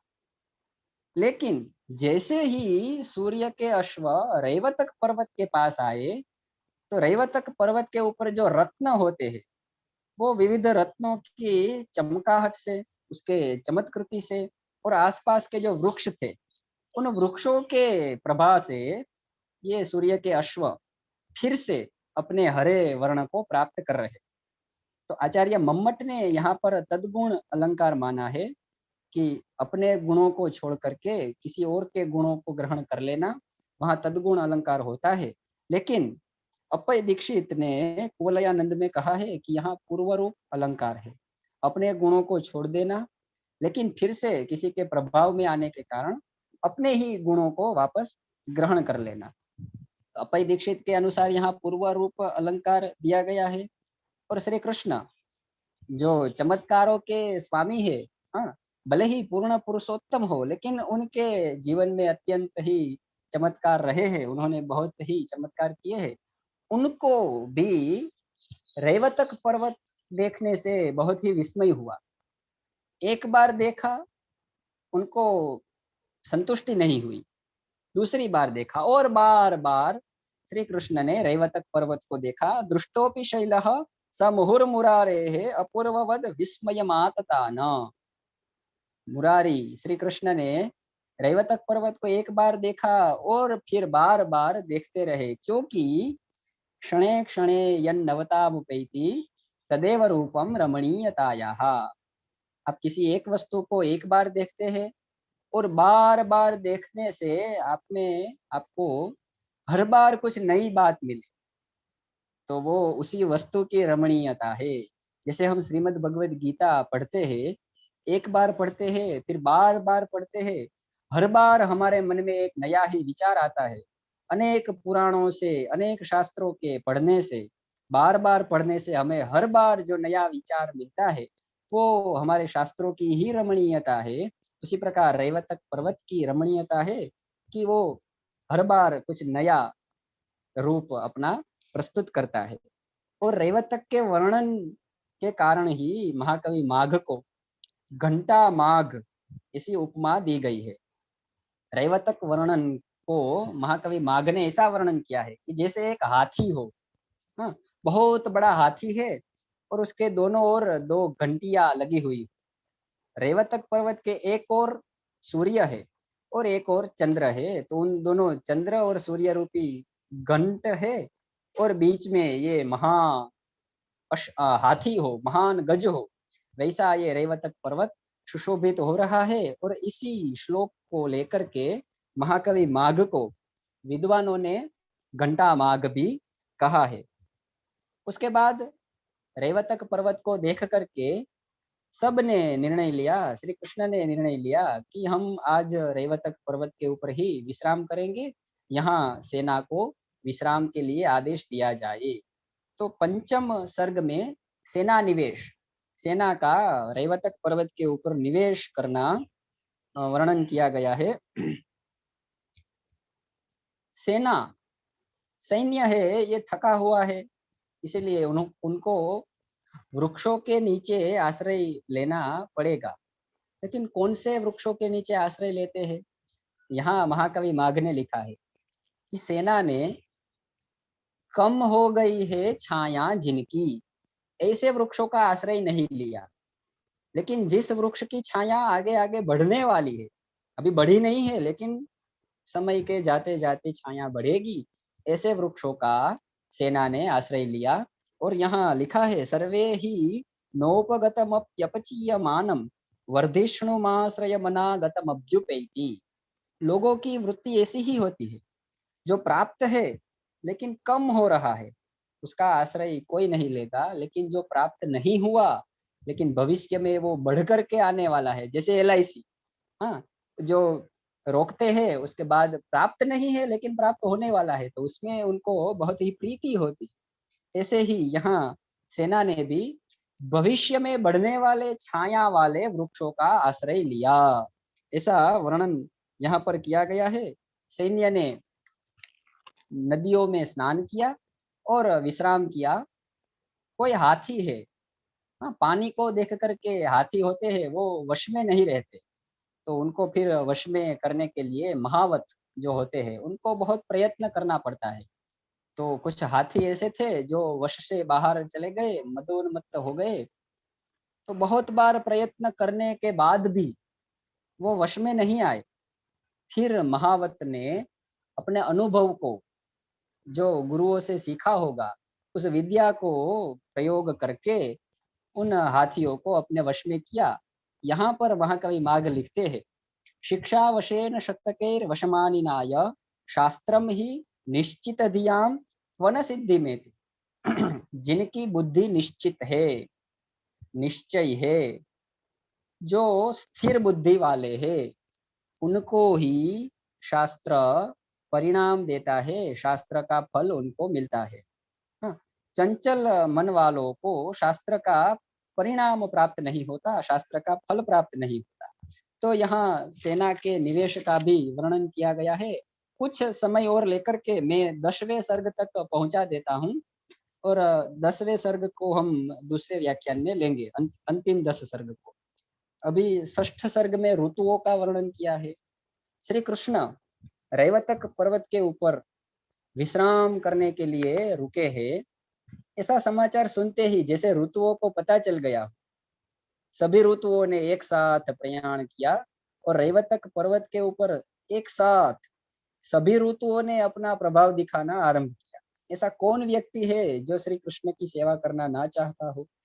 हाँ, वसंत को लगा होगा, वसंत ऋतु को, कि श्री कृष्ण यहाँ पर है, वसंत ऋतु आने तक शायद ना रहे, इसलिए चलो मैं पर्वत के ऊपर चला जाऊं। हेमंत ऋतु को ऐसा लगा होगा कि मुझे भी श्री कृष्ण की सेवा का अवसर प्राप्त हो। ग्रीष्म ऋतु को लगा होगा कि श्री कृष्ण यहाँ है, तभी मैं प्रवृत्त हो जाऊं। तो ऐसा महाकवि माघ ने अत्यंत अद्भुत वर्णन किया है कि एक साथ 6 ऋतु प्रवृत्त हो गई और 6 के 6 ऋतुओं ने श्री कृष्ण का सेवन किया। और यहीं पे नवपलाश पलाश वनम पुरह वाला जो श्लोक है अत्यंत प्रसिद्ध है, वो श्लोक वसंत ऋतु के वर्णन में आता है। वसंत के बाद महाकवि माघ ने 3 श्लोकों में ग्रीष्म का वर्णन किया है और 16 श्लोकों में वर्षा ऋतु का वर्णन किया है। जब हम वर्षा का वर्णन देखते हैं तो वहां हमें मेघदूत अवश्य याद आता है। हाँ, इंद्रधनुष वर्षा ऋतु आती है तो इंद्रधनुष रेनबो आता है, वैसे ही इंद्रधनुष सुशोभित हुआ। और जैसे मेघदूत में लिखा है बरहेणेव स्फुरित रुचिना गोपवेशस्य विष्णु, वैसे यहाँ भी श्री कृष्ण जो मेघ के समान श्याम है, उनकी भी शोभा अत्यंत बढ़ गई। और यहाँ वर्षा ऋतु का भी बहुत विस्तार से वर्णन किया गया है। वर्षा के बाद शरद ऋतु का आगमन हुआ। वर्षा में मयूरों का कलरव, मयूरों का जो केका होता है, गुजराती में टहुको कहवाई, वो हमें बहुत पसंद आता है, हमारे मन को वो भाता है। लेकिन शरद ऋतु में कवियों का कहना है कि हंस अपना आवाज सुनाते, मधुर ध्वनि आती है हंसों की। तो यहाँ महाकवि माघ ने बहुत अच्छा लिखा है कि समय एव करोति बलाबलम, समय ही आपको बलवान करता है और आपको निर्बल करता है। वर्षा ऋतु में जिन मयूरों का ध्वनि हमें अच्छा लग रहा था, उन्हीं मयूरों का ध्वनि आज हमें अच्छा नहीं लग रहा। क्यों? क्योंकि शरद ऋतु आ गई है और शरद ऋतु में हंसों का ध्वनि हमारे मन को अत्यंत आनंदित कर रहा है। ऐसा महाकवि माघ ने वर्णन किया है। और शरद के बाद 12 श्लोकों में हेमंत, 5 श्लोकों में शिशिर, हाँ, जो ठंडी का मौसम होता है उसका भी वर्णन किया है। और अंत में फिर से महाकवि माघ लिखते हैं, समय की बात फिर से आई कि ग्रीष्म ऋतु में जो सूर्य अत्यंत प्रचंड होता है, अत्यंत प्रभावी होता है, वो समय के जाते जाते हेमंत और शिशिर ऋतु में अपना प्रभाव कम दिखाता है। ठंडी बढ़ती है तो सूर्य अपना तेज नहीं दिखा पाता। उसी प्रकार यदि समय चला जाता है और हम हमारे शत्रुओं का कोई विकार या कोई उपाय नहीं ढूंढते हैं तो वो शत्रु भी बढ़ जाएगा। यहाँ पर श्री कृष्ण को एक ओर से एक तरह से चेतावनी भी दी गई होगी कि यहाँ वन विहार आपको करना है उतना कर लीजिए, वहां पर शिशुपाल जो है वो बढ़ रहा है। हाँ, विहार में ध्यान मत दीजिए, शिशुपाल वहां अपनी सेना के साथ तैयार बैठा है, आपको युद्ध के लिए भी तैयार होना होगा। और 7वें सर्ग में वन विहार, हाँ, पूरा सैन्य जो है वो वन का विहार करता है। अष्टम सर्ग में जल विहार, जल में स्नान करने का बहुत ही विस्तार से वर्णन है। और नवम सर्ग में सूर्यास्त, सूर्य का अस्त जो है उसका वर्णन किया गया है। सूर्यास्त का बहुत ही संक्षेप से वर्णन मैं यहाँ करता हूँ, क्योंकि अब समय प्रायः चलने लगा है और कुछ मैं प्रायः 5 निमेष लूंगा। अब कभी कभी हमारा ताप हमसे भी सहन नहीं होता, और सुबह से लेकर के शाम तक जो सूर्य अनवरत सतत अपने ही ताप से पूरे जगत को प्रकाशित कर रहा है, उसको भी शायद लगा होगा कि अरे अब मुझसे मेरा ही ताप सहन नहीं होता। तो सूर्य ने मानो स्नान करने के लिए समुद्र में डुबकी लगाई हो। जितने भी लोग समुद्र के किनारे रहते हैं या समुद्र से सूर्यास्त का दर्शन किया है, उनको ये थोड़ा और उनके सामने ये प्रस्तुति होगी, सूर्य जैसे धीरे धीरे धीरे धीरे समुद्र में अवगाहन कर रहा हो। सूर्य को अपना ताप सहन नहीं हुआ, उनको भी स्नान करने की इच्छा हुई और वो समुद्र में डूब गए। ऐसा महाकवि माघ ने वर्णन किया है। यहाँ पर चंद्र का भी उदय धीरे धीरे होगा, जैसे सूर्य अस्त होगा तो वहां चंद्र का भी उदय होगा। तो यहाँ महाकवि माघ लिखते हैं, प्रतिकूलता मुपागते ही विधौ विफलत्वमेति बहुसाधनता। विधौ, विधि यानी भाग्य, जब प्रतिकूल होता है तब हमारे बहुत सारे साधन भी विफलत्वमेति, कोई काम के नहीं। भाग्य ही हमारा साथ नहीं देगा तो ये साधन क्या करेंगे। और विधि, अरे विदुः, ऐसे एक शब्द का अर्थ होगा चंद्र। विधि यानी भाग्य, विदु यानी चंद्र। तो चंद्र जब प्रतिकूल होगा, चंद्र का जब उदय हो रहा है तो सूर्य की बहुसाधनता, सूर्य के अनेक किरण विफलत्वमेति, उनका कोई प्रभाव नहीं रहता है। ऐसा भी एक अर्थ यहाँ प्रकट होता है। और नायिकाओं के अनेक प्रकार से हम परिचित है, तो गणिका नायिका और स्वीया नायिका, ये दो नायिकाओं के श्लेष के द्वारा महाकवि माघ ने सूर्यास्त का वर्णन किया है। जैसे कि पश्चिम दिशा, पश्चिम दिशा है, उसको महाकवि माघ ने गणिका नायिका कहा। हाँ, गणिका नायिका जो होती है वो मात्र धन के लिए ही प्रेम करती है, और नायक के पास धन समाप्त हो गया तो उसको घर से बाहर निकाल देती। उसी प्रकार पश्चिम दिशा ने संपत्ति से विहीन, यानी अपने तेज से विहीन सूर्य को मानो घर से बाहर निकाल दिया हो, पश्चिम दिशा से बाहर निकाल दिया हो, उसी प्रकार सूर्य का अस्त हो गया। और स्वीया नायिका की यहाँ एक बहुत अच्छा श्लोक है। स्वीया नायिका जो अपने पति का साथ देती है और पति के मृत्यु के बाद वो सती हो जाती है, ऐसा यहाँ महाकवि माघ ने लिखा है।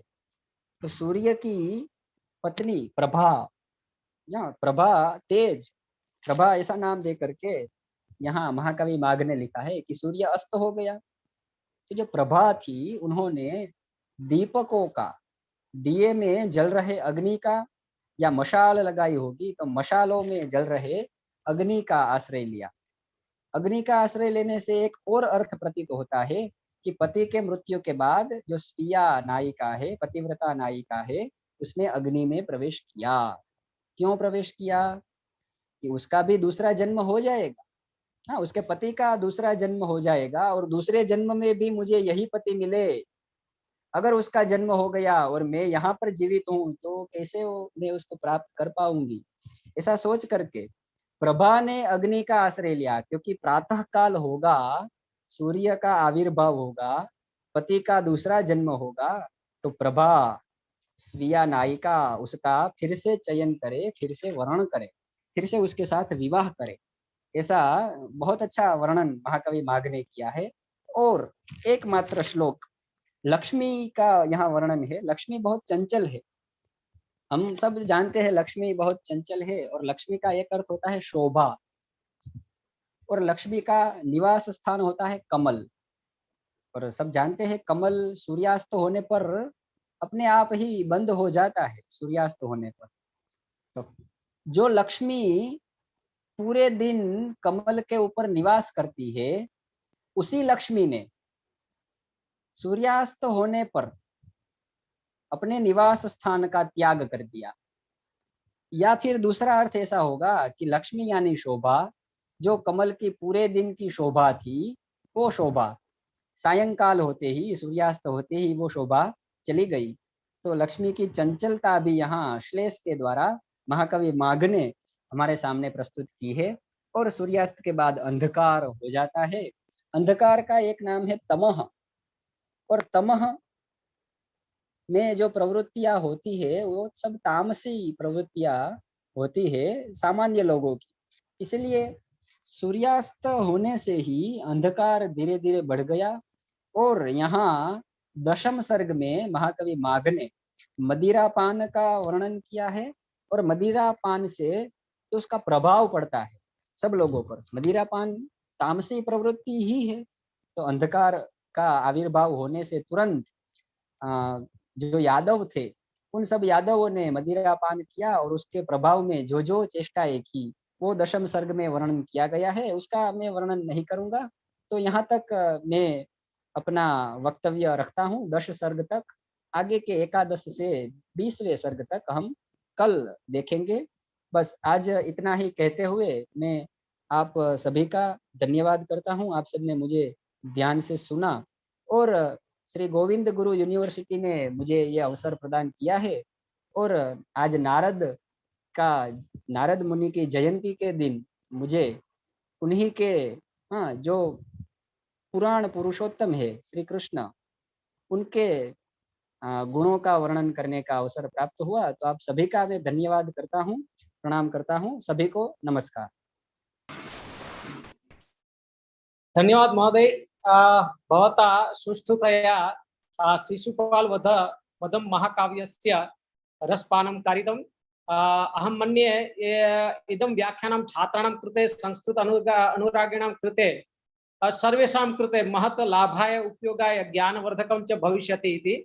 अधुना अस्य कार्यक्रमस्य प्रतिभावं कर्तुं च आभारदर्शनं कर्तुम् अहम् अस्माकं गोविंद गुरु विश्वविद्यालय पक्षतः डॉक्टर मंजुलाबेन विरडिया महोदयां निवेदयामि यत् कृपया अद्य अस्य कार्यक्रमस्य प्रतिभावलेखनम् आलेखनम् आभारदर्शनं च करोतु इति। डॉक्टर मंजुलाबेन विरडिया। नमस्कार महोदय, मेरा आवाज आवे छे? हाँ मैडम। श्री गोविंद गुरु यूनिवर्सिटी गोधरा के संस्कृत विभाग एवं ग्लोबल संस्कृत फोरम राष्ट्रीय संस्कृत मंच के संयुक्त तत्वावधान में आयोजित 10 दिवसीय पंचकाव्य व्याख्यान श्रृंखला के प्रणेता मान्यवर सम्माननीय कुलपति श्री प्रताप श्री चौहान सर, रजिस्ट्रार श्री अनिल भाई सर, इस व्याख्यान श्रृंखला के संयोजक श्री डॉक्टर राजेश भाई, राष्ट्रीय संस्कृत मंच के सचिव डॉक्टर राजेश मिश्र जी, राष्ट्रीय संस्कृत मंच गुजरात के प्रमुख डॉक्टर चिंतन कुमार दवे जी, इस व्याख्यान श्रृंखला के सूत्रधार डॉक्टर महेश भाई, डॉक्टर दिलीप भाई, डॉक्टर नरेश भाई, डॉक्टर गोजविया जी, और 4 बजे से हम सबको अपनी वाक वैशिष्ट्य की प्रतिभा से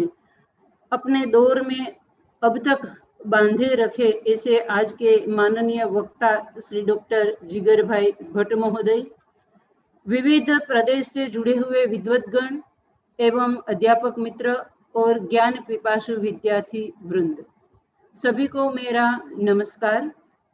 आज हमें शिशुपाल वध महाकाव्य इस विषय अंतर्गत ये गोविंद गुरु यूनिवर्सिटी की यज्ञशाला, ज्ञान यज्ञशाला में जो यज्ञ चल रहा है, इस यज्ञशाला की दूसरी आहुति, यानी कि हमारा दिन तो तीसरा है, पर महाकाव्य के रूप में आज हम दूसरे महाकाव्य शिशुपाल वध का आस्वाद ले रहे थे।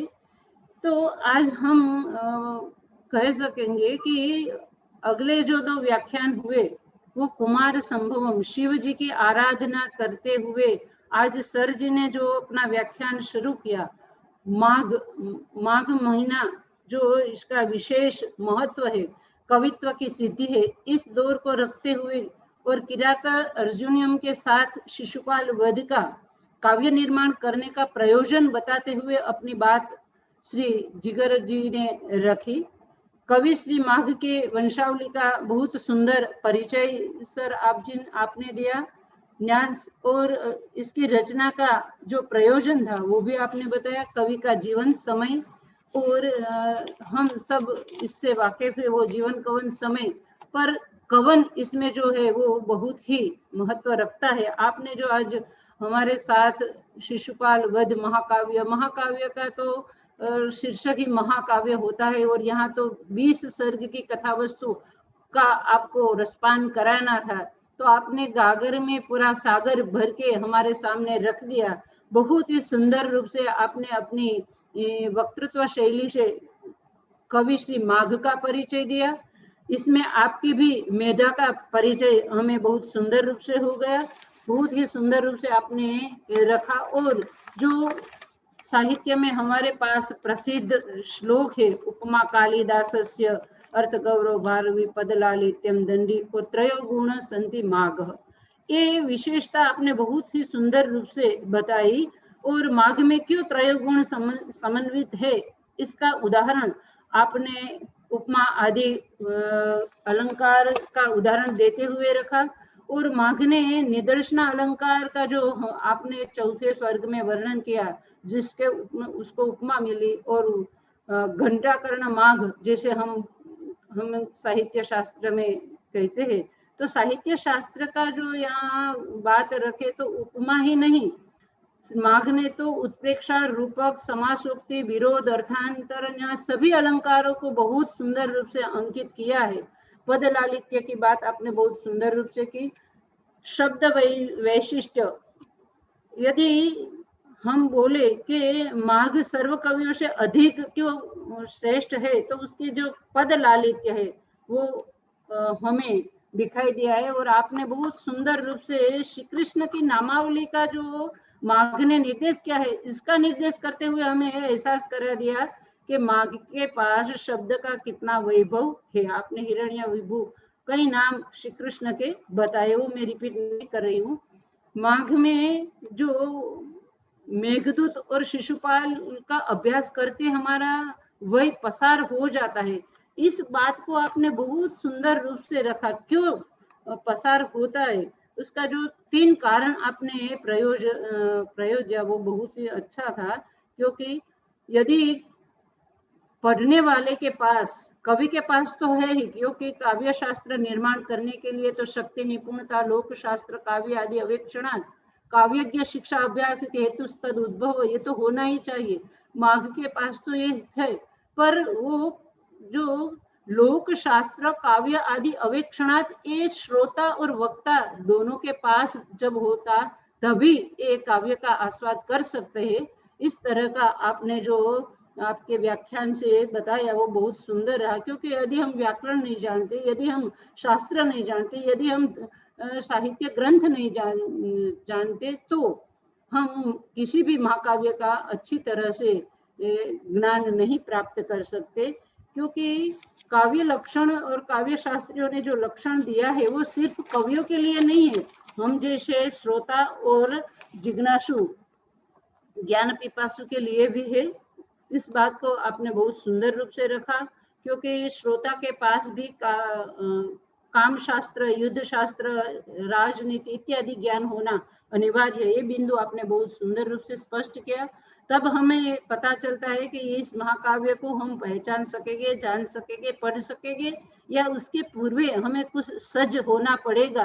तो मैं जरूर कहूंगी कि हम जैसे सब विद्यार्थियों को तो पहले सज्ज होना पड़ेगा, फिर ये काव्य की कविता में क्या कवित्व है वो हम पा सकेंगे।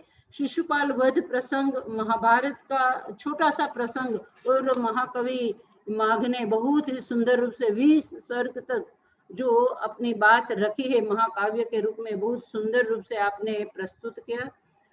काव्य का प्रयोजन, नारद जी का आगमन और काव्य का प्रयोजन दोनों आपने सिद्ध करके अपनी बात रखी, और काव्य का जो कथासार है बहुत ही छोटा रूप में आपने 10 सर्ग को कम समय में पूरी रूप से रखा, क्योंकि कवि का जो वर्णन है बहुत ही विस्तृत है, फिर भी आपने कहीं कहीं महत्व के मुद्दे को हमारे सामने रखते हुए पूरे सर्ग का परिचय करा दिया।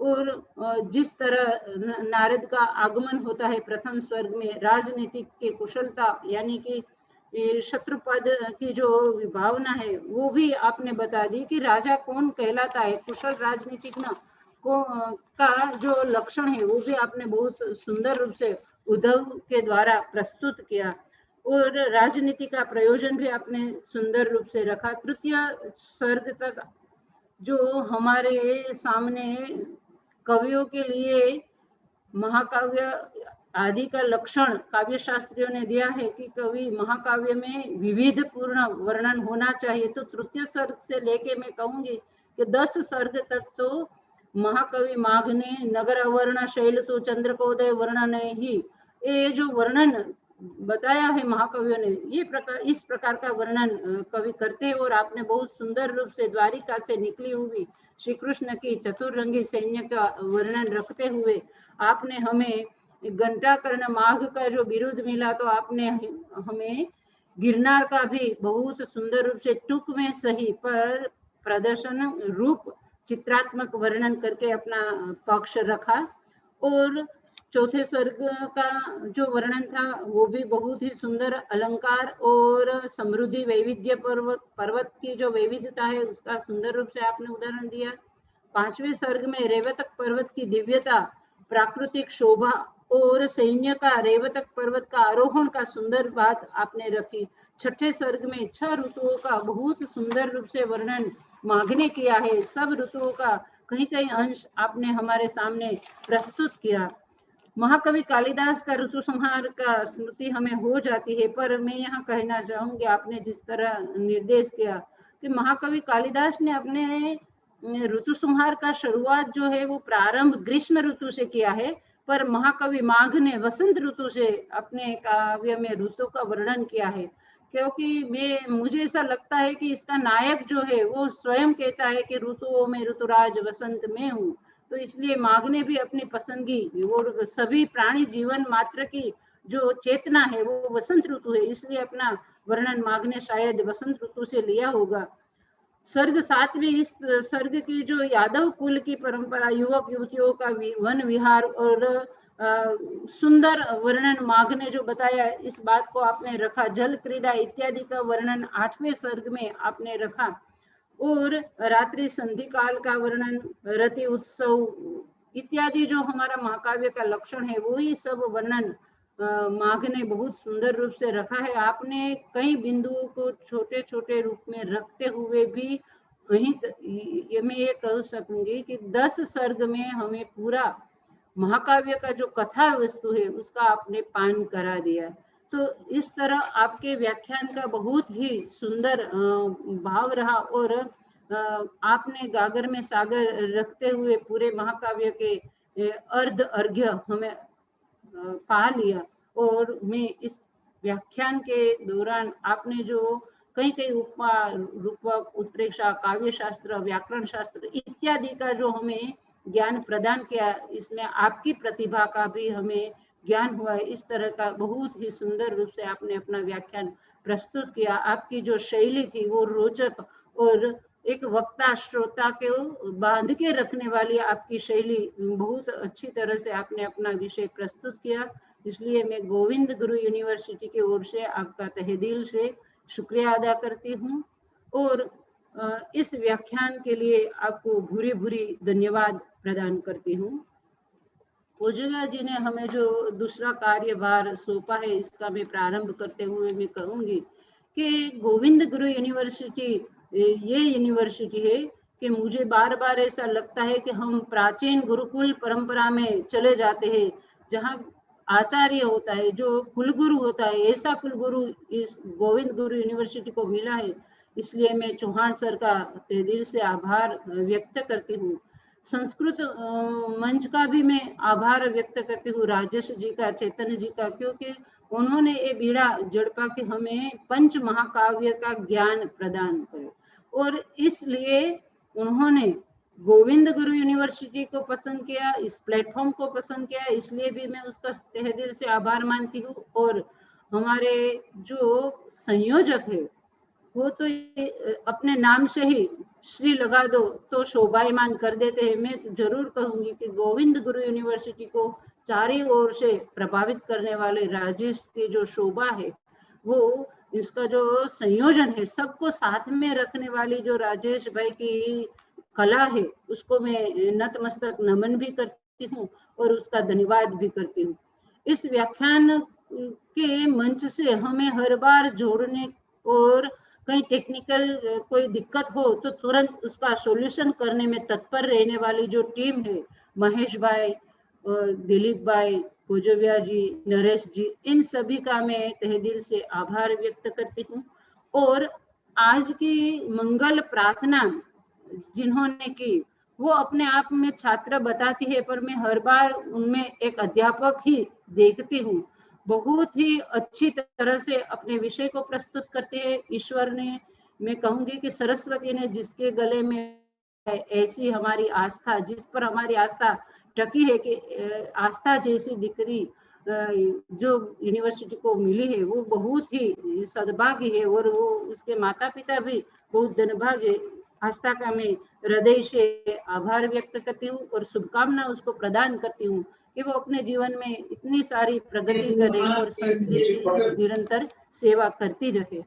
और इस कार्य में जुड़े सभी का मैं तहे दिल से आभार व्यक्त करूंगी, क्योंकि ये कार्य जो राजेश जी कर रहे हैं वो अकेले नहीं है, उसके पीछे खड़ी श्रेया मैम तो हमें हर बार दिखाई देती है, पर कोई भी यूनिवर्सिटी ऐसी नहीं है कि जिसके कार्यकारी यानी कि इसी मेंबर इत्यादि कोई प्रोग्राम में बार बार जुड़ जाते हैं। यहाँ तो ऐसा मुझे हर बार मिलता है कि कार्यकारी पक्ष है, जिसका पक्ष व्यवहारिक पक्ष है, फिर भी वो एक ज्ञान गंगा में अविरत अपना अमूल्य समय हमें हमारे साथ पसार करते हैं। इसलिए इस मंच से जुड़े सभी का मैं हृदय से आभार व्यक्त करती हूँ। और आज का ये कार्यभार मुझे सौंपने के लिए, इसकी योग्यता को ध्यान में रखते हुए मुझे ये काम सौंपने के लिए गोविंद गुरु यूनिवर्सिटी की पूरी आयोजक टीम का मैं तहे दिल से आभार व्यक्त करती हूँ।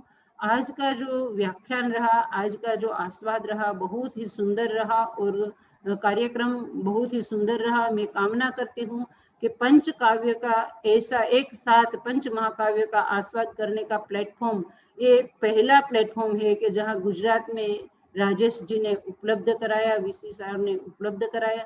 सबका मैं हृदय से धन्यवाद व्यापित करती हूँ। पुनः पुनः सबका धन्यवाद करते हुए नमो नमः। धन्यवाद मैडम, आपका भी बहुत बहुत धन्यवाद आभार दर्शन का कार्यवहन करने के लिए। गोविंद गुरु विश्वविद्यालय और संस्कृत विभाग और राष्ट्रीय संस्कृत मंच के पक्ष से मैं आपका भी आभार व्यक्त करता हूँ। धन्यवाद मैडम। व्यास महोदय, अगर कोई विशेष सूचना न हो तो हम आज का कार्यक्रम जो है वो शांति मंत्र से सर्वे भवन्तु सुखिनः, इस मंत्र से इसका समापन करें। यदि कोई सूचना विशेष हो तो आप कृपया बताइए। जी नहीं, कोई सूचना नहीं। कल फिर से 4 बजे फिर से इसी महाकाव्य के साथ फिर से मिलेंगे। Yes sir. और जी बस कोई सूचना।